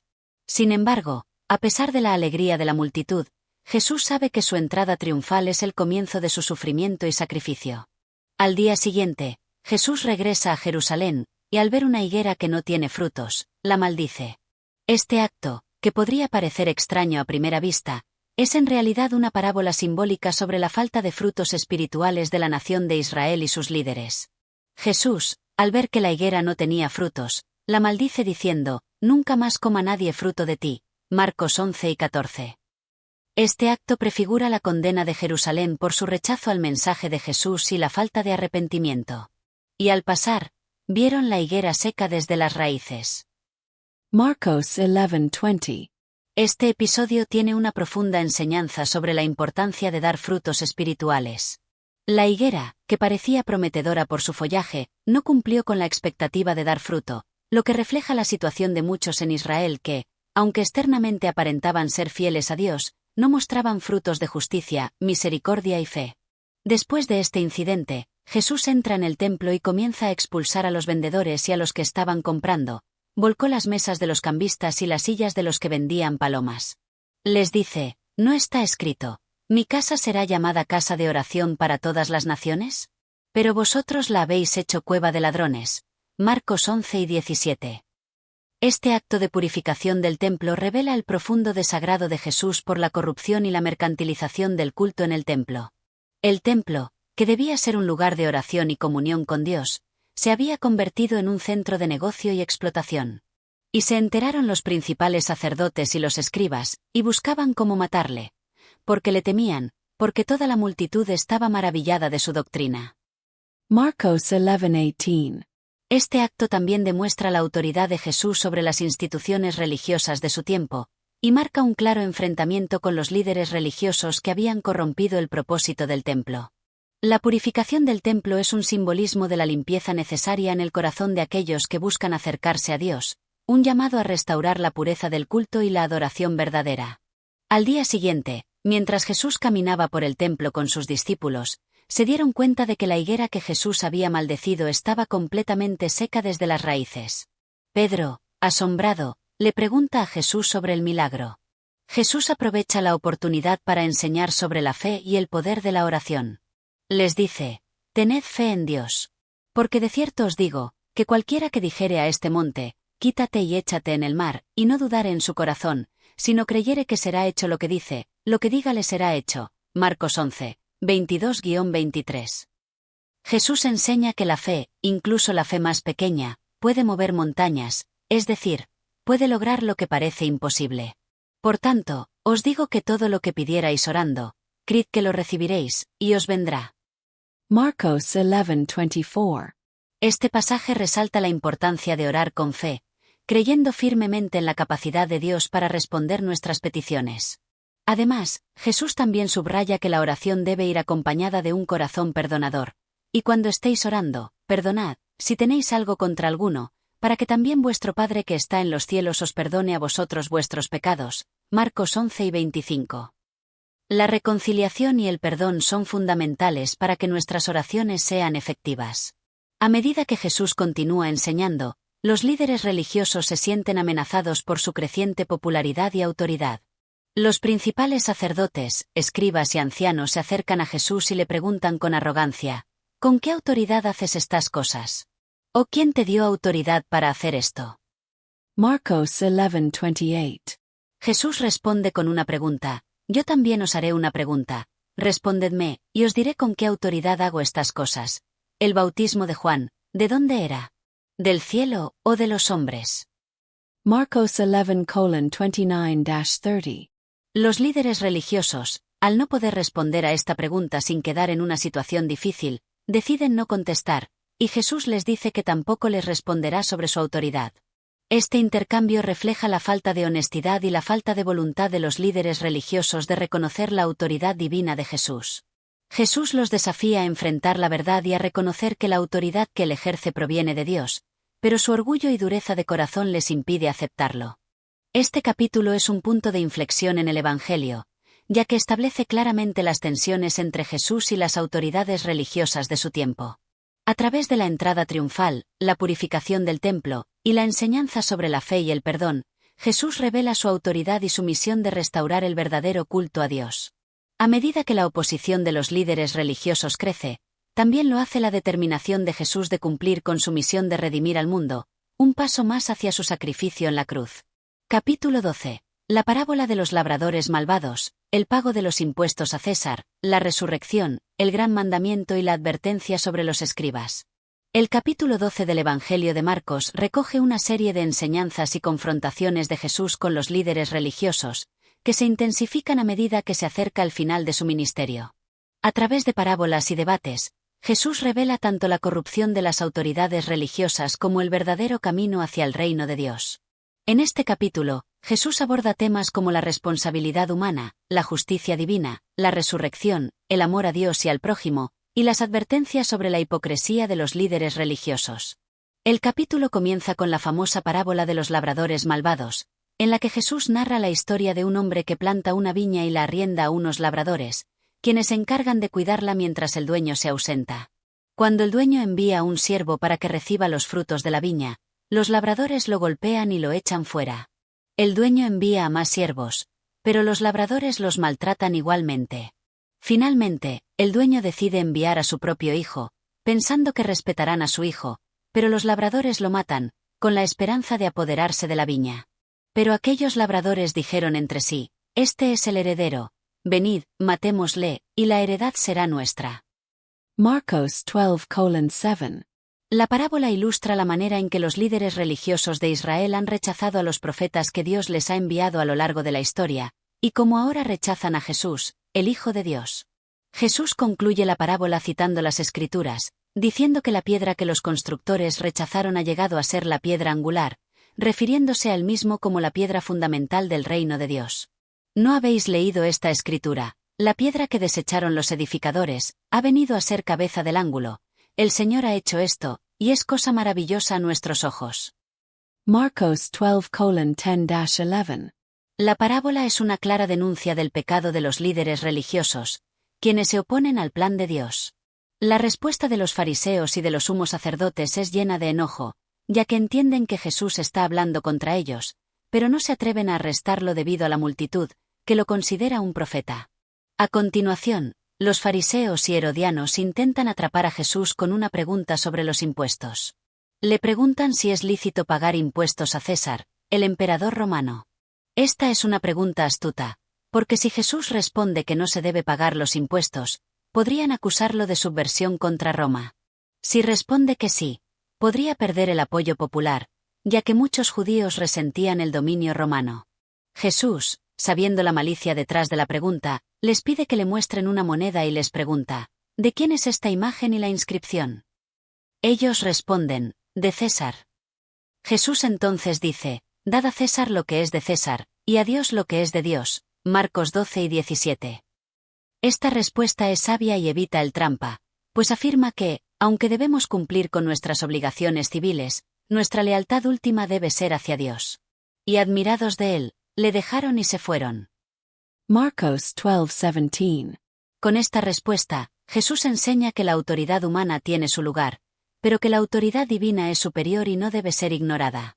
No se trata solo de seguir las leyes humanas, sino de reconocer y obedecer a Dios en primer lugar. Luego, los saduceos, quienes no creían en la resurrección, se acercan a Jesús con una pregunta sobre la resurrección, buscando ridiculizar la doctrina. Le presentan un escenario en el que una mujer se casa con 7 hermanos sucesivos, cada uno de los cuales muere sin dejar hijos, según la ley del levirato. La pregunta es, entonces, ¿de quién será esposa en la resurrección? Jesús responde que en la resurrección no habrá matrimonio, ya que todos serán como los ángeles, y les reprocha su ignorancia sobre las Escrituras y el poder de Dios. No es por esto que erráis, porque no entendéis las Escrituras ni el poder de Dios. Marcos 12:24. Jesús les explica que en la resurrección, los que hayan sido hallados dignos no se casarán ni serán dados en casamiento, sino que serán como los ángeles. Además, refuerza su enseñanza sobre la vida después de la muerte al citar a Moisés, recordándoles que Dios se presenta como el Dios de Abraham, de Isaac y de Jacob, lo que implica que estos patriarcas siguen vivos en la presencia de Dios, ya que Dios no es un Dios de muertos, sino de vivos. No estáis en gran error. Marcos 12:27. Esta respuesta no solo refuerza la realidad de la resurrección, sino que también corrige el error fundamental de los saduceos, quienes limitaban su comprensión de las Escrituras a lo que conocían de la ley de Moisés, pero no entendían el poder de Dios ni la promesa de la vida eterna. Luego de la confrontación con los saduceos, uno de los escribas, que había estado escuchando, se acerca a Jesús y le pregunta cuál es el mandamiento más importante. Jesús responde citando el Shema, la declaración fundamental de la fe judía. Escucha, Israel, el Señor nuestro Dios, el Señor uno es, y amarás al Señor tu Dios con todo tu corazón, y con toda tu alma, y con toda tu mente, y con todas tus fuerzas. Marcos 12:29-30. Este es el mandamiento principal, que resalta la necesidad de un amor total y absoluto hacia Dios. Luego, Jesús agrega que el segundo mandamiento, que es semejante al primero, es, amarás a tu prójimo como a ti mismo, Marcos 12:31. Jesús resume toda la ley y los profetas en estos dos mandamientos, mostrando que la verdadera espiritualidad no se basa solo en rituales, sino en el amor genuino hacia Dios y hacia los demás. En estos dos mandamientos depende toda la ley y los profetas. Marcos 12:31. El escriba, impresionado por la sabiduría de Jesús, le responde que esos mandamientos son más importantes que todos los sacrificios y holocaustos, lo que indica que ha comprendido bien la enseñanza de Jesús. Finalmente, Jesús advierte a la multitud sobre los escribas, quienes buscan la honra y el reconocimiento, pero viven de manera hipócrita. Les dice que estos escribas disfrutan de los lugares de honor en las sinagogas y de los banquetes, pero que su justicia es superficial, ya que devoran las casas de las viudas y se hacen pasar por justos. Jesús les dice que recibirán un juicio más severo. Estos recibirán mayor condenación. Marcos 12:40. Esta advertencia es una crítica directa a la falsedad de los líderes religiosos, que han distorsionado el verdadero propósito de la religión, usando su posición para beneficio personal. Este capítulo es una recopilación de enseñanzas profundas y desafiantes que Jesús ofrece, tocando temas cruciales como la justicia divina, la importancia de la resurrección, el amor a Dios y al prójimo, y la crítica a la hipocresía religiosa. A través de estas enseñanzas y confrontaciones, Jesús revela la verdadera naturaleza del reino de Dios, que no se basa en el poder o el reconocimiento humano, sino en el amor, la fe y la obediencia a Dios. Capítulo 13. El discurso sobre el fin de los tiempos. El capítulo 13 del Evangelio de Marcos es uno de los más solemnes y profundos de todo el Evangelio. En él, Jesús ofrece su famoso discurso sobre el fin de los tiempos, conocido como el discurso escatológico, donde habla de la destrucción del templo de Jerusalén, de los tiempos de tribulación que precederán su regreso, y de los signos que los creyentes deben esperar antes del fin del mundo. Este discurso es tanto una advertencia como una exhortación a la vigilancia, la fe y la preparación espiritual ante los eventos futuros. El capítulo comienza con una conversación entre Jesús y sus discípulos mientras están cerca del templo de Jerusalén. Al observar la grandeza del templo, uno de sus discípulos comenta: «Maestro, mira qué piedras y qué edificios». Marcos 13:1. El templo de Jerusalén, construido con enormes bloques de piedra, era una de las estructuras más impresionantes de la época, y sus discípulos se asombran ante su esplendor. Sin embargo, Jesús les responde de manera sorprendente: ¿ves estos grandes edificios? No quedará piedra sobre piedra que no sea derribada. Marcos 13:2. Con esta declaración, Jesús profetiza la destrucción inminente del templo, lo cual ocurriría en el año 70 después de Cristo, cuando las tropas romanas destruyeron Jerusalén.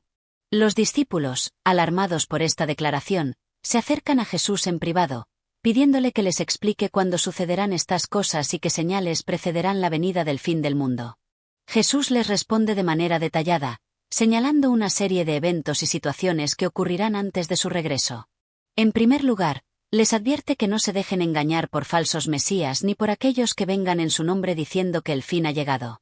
Mirad que no os engañen, porque muchos vendrán en mi nombre, diciendo, yo soy el Cristo, y engañarán a muchos. Marcos 13:6. Jesús subraya que el engaño y la confusión marcarán los tiempos previos a su venida, y que los creyentes deben estar alertas. Jesús continúa describiendo una serie de catástrofes que precederán el fin. Habla de guerras, rumores de guerras, terremotos y hambres. Sin embargo, les dice que estos eventos no son el fin en sí mismos, sino el comienzo de los dolores de parto. Pero mirad que no os turbéis, porque es necesario que esto acontezca, pero aún no es el fin. Marcos 13, 7. Jesús hace un llamado a no entrar en pánico ante los eventos terribles que acontecerán, pues son señales de que algo mucho más grande se está acercando. Les recuerda que estas dificultades son parte del plan divino y que los creyentes deben mantener su fe firme. El discurso de Jesús también incluye una advertencia sobre las persecuciones que enfrentarán los discípulos. Y vosotros seréis aborrecidos de todos por causa de mi nombre. Mas el que persevere hasta el fin, éste será salvo. Marcos 1 y 13. Jesús predice que sus seguidores serán arrestados, perseguidos y odiados por su fe, pero también les promete que aquellos que se mantengan firmes hasta el final serán salvados. Aquí, Jesús refuerza el tema de la perseverancia en la fe, un tema clave en el cristianismo primitivo, cuando los primeros cristianos enfrentaron severas persecuciones.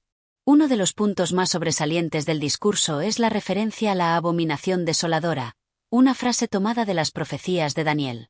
Jesús les advierte que cuando vean que esto ocurra, deben huir inmediatamente de Jerusalén.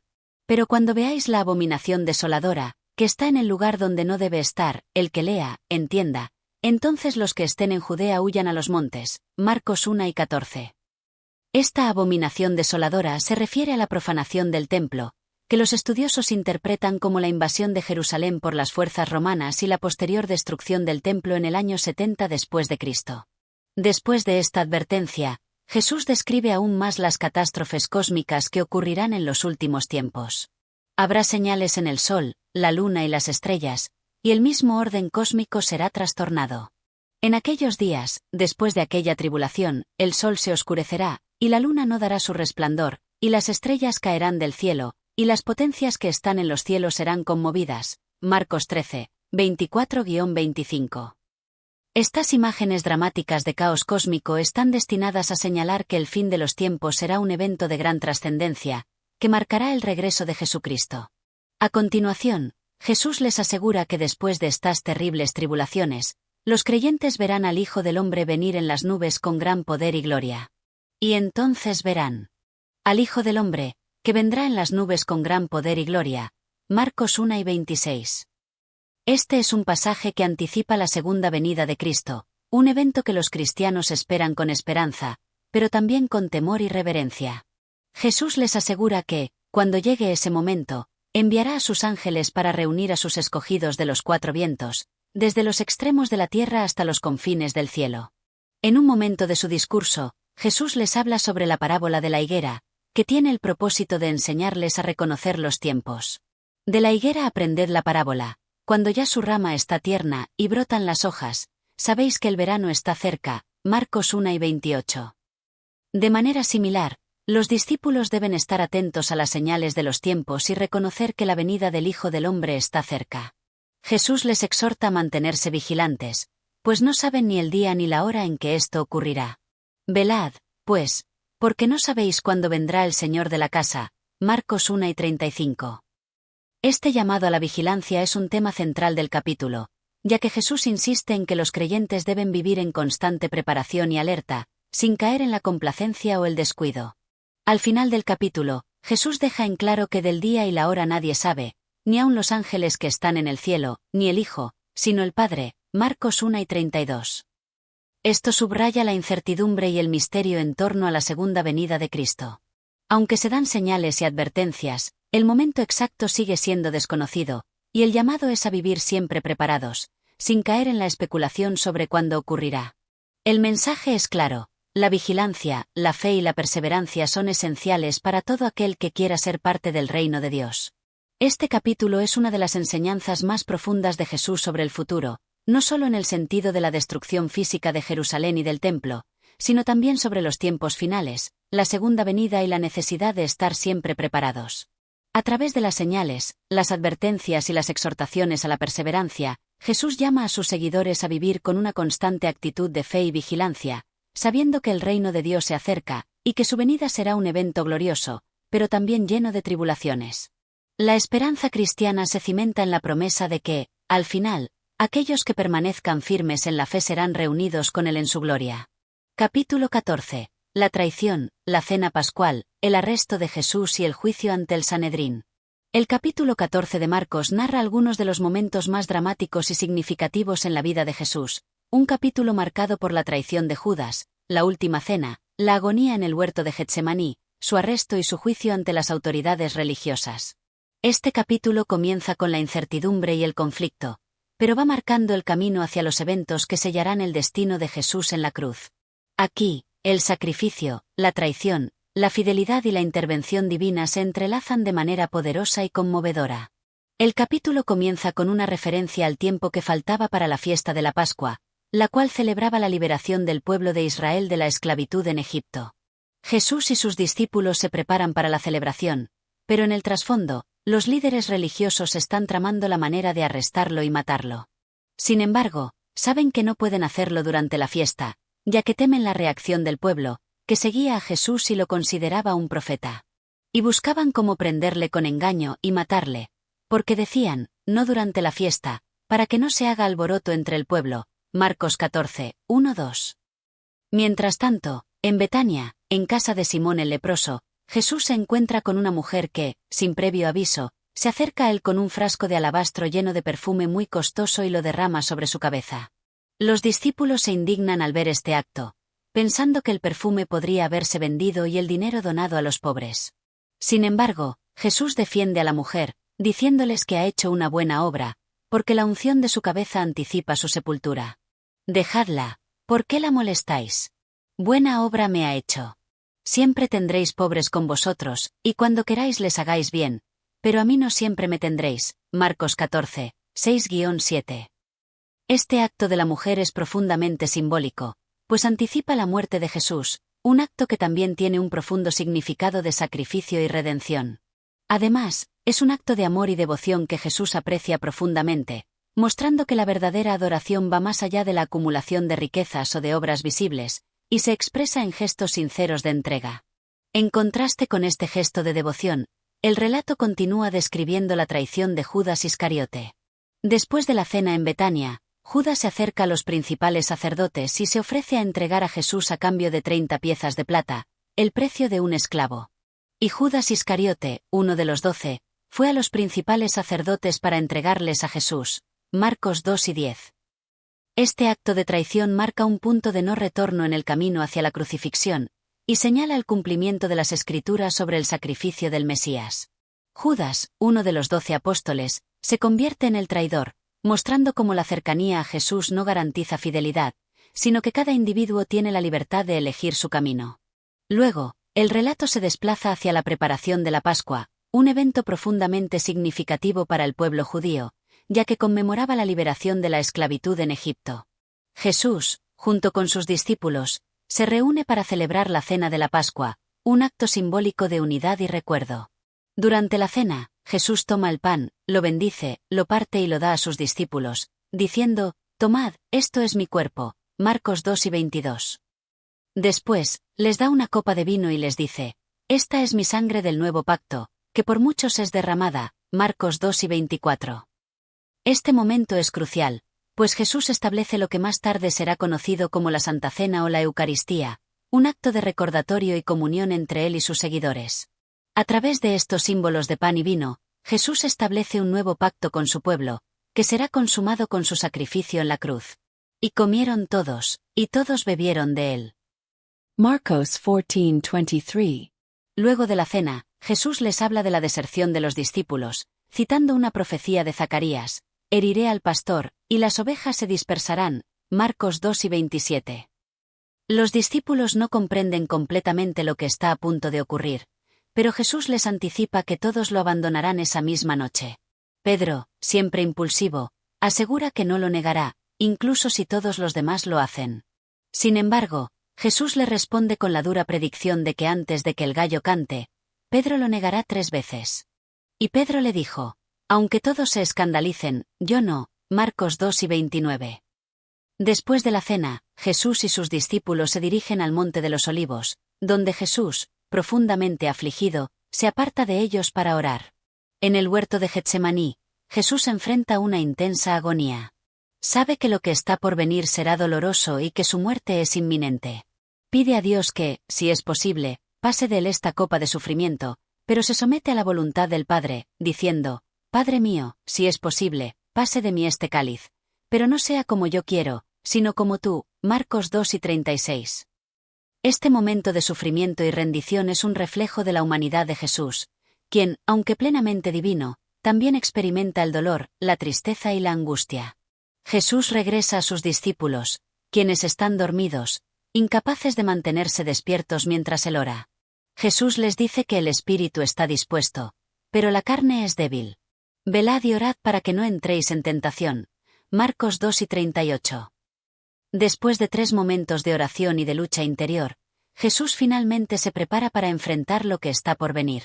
Justo en ese momento, Judas llega con una multitud armada, enviada por los principales sacerdotes y los ancianos. Judas se acerca a Jesús y lo besa, señalando quién es Jesús entre sus seguidores. Este beso de traición es el inicio de su arresto.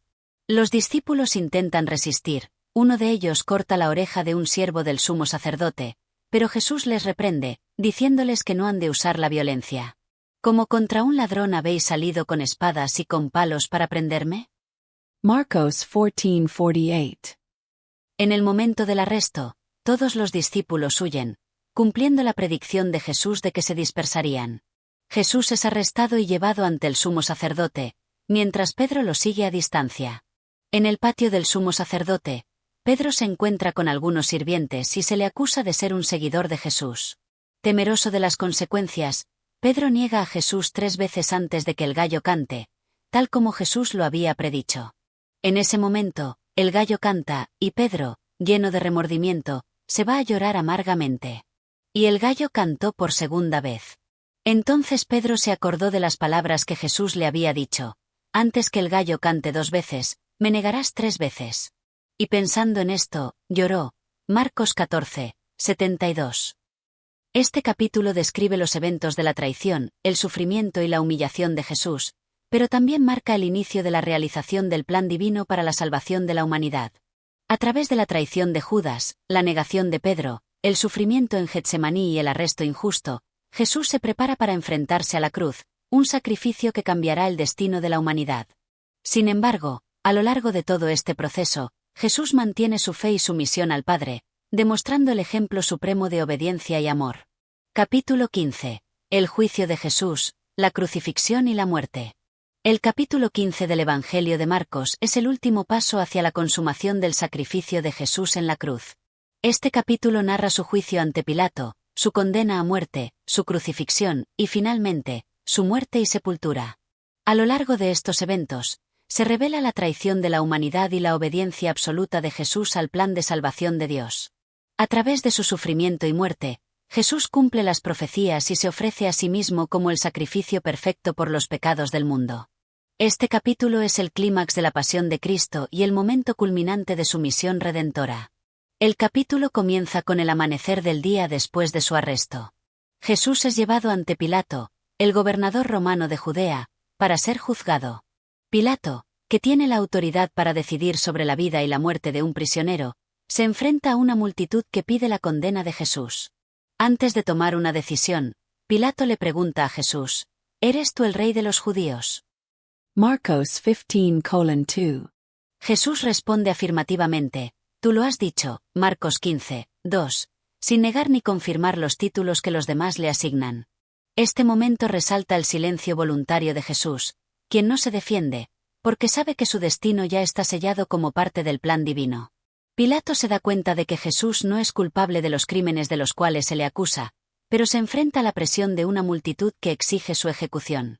Pilato pregunta si es costumbre liberar a un prisionero durante la fiesta de la Pascua, y ofrece la posibilidad de liberar a Jesús o a Barrabás, un criminal acusado de rebelión y asesinato. La multitud, influenciada por los líderes religiosos, grita: ¡a Barrabás! Marcos 15:11.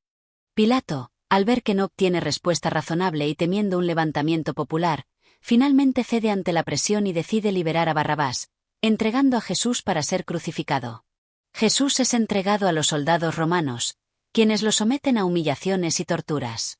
En primer lugar, lo visten con un manto púrpura, lo coronan con espinas y se burlan de él, llamándolo rey de los judíos. Le golpean la cabeza con una caña y se arrodillan ante él en falsa adoración. Y le vistieron de púrpura, y poniéndole una corona tejida de espinas, le comenzaron a saludar: «Salve, Rey de los judíos». Marcos 15:17. Este acto de burla resalta la ironía de la situación. El Rey de los Reyes es ridiculizado y humillado, mientras su verdadera majestad queda oculta a los ojos de aquellos que lo rechazan. Después de esta humillación, los soldados lo llevan fuera del palacio para crucificarlo. En el camino hacia el Gólgota, el lugar de la ejecución, un hombre llamado Simón de Cirene es obligado a cargar la cruz de Jesús.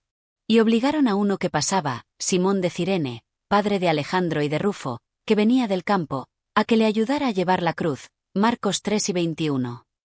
Este momento es significativo, pues refleja no solo la compasión de Simón, sino también la pesada carga física que Jesús lleva hacia su muerte. La cruz simboliza la vergüenza, el dolor y la muerte, pero también es el instrumento de la victoria final sobre el pecado y la muerte. Una vez en el Gólgota, Jesús es crucificado. Los soldados lo clavan en la cruz y lo dejan allí, con una inscripción sobre su cabeza que decía: «El Rey de los judíos», Marcos 3:26. Esta inscripción, irónica y burlona, se convierte en una verdad oculta. Jesús es, en realidad, el Rey que ha venido a salvar a su pueblo, pero no de la manera que ellos esperaban. A su lado, son crucificados dos ladrones, uno a la derecha y otro a la izquierda, cumpliendo la profecía de Isaías de que sería contado entre los transgresores. La crucifixión de Jesús es acompañada de una serie de burlas y insultos de parte de los que están cerca de la cruz. Los líderes religiosos, los soldados y los que pasaban por allí se burlan de él, diciendo: «A otro salvó, a sí mismo no se puede salvar. Cristo, el Rey de Israel, descienda ahora de la cruz, para que veamos y creamos». Marcos 15:31-32. Esta burla muestra la incomprensión de la multitud. Ellos esperaban un Mesías que viniera con poder y gloria, pero el que tenían frente a ellos es un hombre humillado, crucificado como un criminal. El dolor físico de Jesús es indescriptible, pero también experimenta una angustia emocional y espiritual profunda. A medida que el día avanza, Jesús, al sentir la carga del pecado del mundo sobre sí, grita en voz alta: «Eloi, Eloi, lama sabactani», que significa: Dios mío, ¿por qué me has desamparado? Marcos 15:34. Este grito de angustia refleja la separación momentánea entre Jesús y el Padre, como consecuencia del pecado que él está llevando sobre sí. A pesar de esta desesperación, Jesús sigue siendo obediente a la voluntad del Padre, y aunque se siente abandonado, sabe que su sacrificio es necesario para la salvación de la humanidad. Hacia el final de la crucifixión, Jesús, con un fuerte grito, exhala su último aliento. Y Jesús, dando una gran voz, expiró. Marcos 3:37. En este momento, el velo del templo se rasga en dos, de arriba a abajo, lo que simboliza que a partir de ese momento, el acceso a la presencia de Dios ya no está restringido solo a los sacerdotes, sino que es abierto para todos a través del sacrificio de Jesús. La muerte de Jesús, con su sangre derramada, abre el camino para que la humanidad sea reconciliada con Dios. Uno de los soldados romanos, al ver cómo Jesús muere, exclama: «Verdaderamente este hombre era el Hijo de Dios», Marcos 3:39. Esta declaración, hecha por un gentío que había sido parte del juicio y ejecución de Jesús, muestra el reconocimiento de su verdadera identidad en el momento de su muerte. Jesús, el Hijo de Dios, ha sido rechazado, crucificado y humillado por los suyos, pero su sacrificio es el que lleva a la salvación a todos los que creen en él. Después de la muerte de Jesús, un hombre rico llamado José de Arimatea, miembro del Consejo Judío, pide el cuerpo de Jesús a Pilato para darle sepultura. Pilato, sorprendido de que Jesús ya haya muerto tan pronto, se asegura de que así sea y entrega el cuerpo de Jesús a José. Y compró una sábana, y quitándolo, lo envolvió en la sábana, y le puso en un sepulcro que estaba excavado en una peña, y rodó una piedra a la entrada del sepulcro. Marcos 3:46. José, al tomar el cuerpo de Jesús, actúa con valentía, pues al hacerlo se coloca en una posición vulnerable ante las autoridades judías. El capítulo 15 culmina con el sepulcro sellado y la vigilancia de las mujeres que seguían a Jesús. Y miraban María Magdalena y María madre de José, donde le ponían. Marcos 3:47. Estas mujeres, que estuvieron presentes en la crucifixión, se convierten en las testigos clave del evento más grande de la historia cristiana, la resurrección. Este capítulo es el desenlace de la pasión de Cristo. Es la culminación del sacrificio divino para la redención de la humanidad. Jesús, el Cordero de Dios, ofrece su vida como sacrificio para que, a través de su muerte, el pecado sea perdonado y la reconciliación con Dios sea posible. Su sacrificio en la cruz es el acto definitivo de amor y obediencia al Padre, un amor que no tiene límites y que trasciende el sufrimiento y la muerte. Y así concluye nuestro recorrido por el capítulo 15 del Evangelio de Marcos, un capítulo que nos recuerda el profundo sacrificio de Jesús por la humanidad. En su sufrimiento, muerte y sepultura, vemos el cumplimiento del propósito divino para la redención del mundo. Cada uno de nosotros tiene una oportunidad para reflexionar sobre el amor infinito que se derramó en la cruz y cómo este acto de sacrificio nos llama a vivir con esperanza, fe y gratitud. Si te ha llegado este mensaje, si has encontrado valor y reflexión en este contenido, te invito a que apoyes este canal. Si aún no te has suscrito, ¿qué estás esperando? Únete a nuestra comunidad. Dale like a este vídeo, activa la campanita para no perderte ninguna de nuestras futuras narraciones, y comparte este contenido con aquellos que puedan necesitarlo. Cada apoyo, cada comentario, cada like, es un paso más para seguir compartiendo estos mensajes de sabiduría y reflexión con más personas. Recuerda que en este espacio, cada historia, cada palabra, tiene un propósito. Te agradezco profundamente por haberte quedado con nosotros en este viaje. Nos vemos en el siguiente capítulo, donde seguiremos profundizando en los relatos que nos enseñan sobre la vida, la fe y el sacrificio.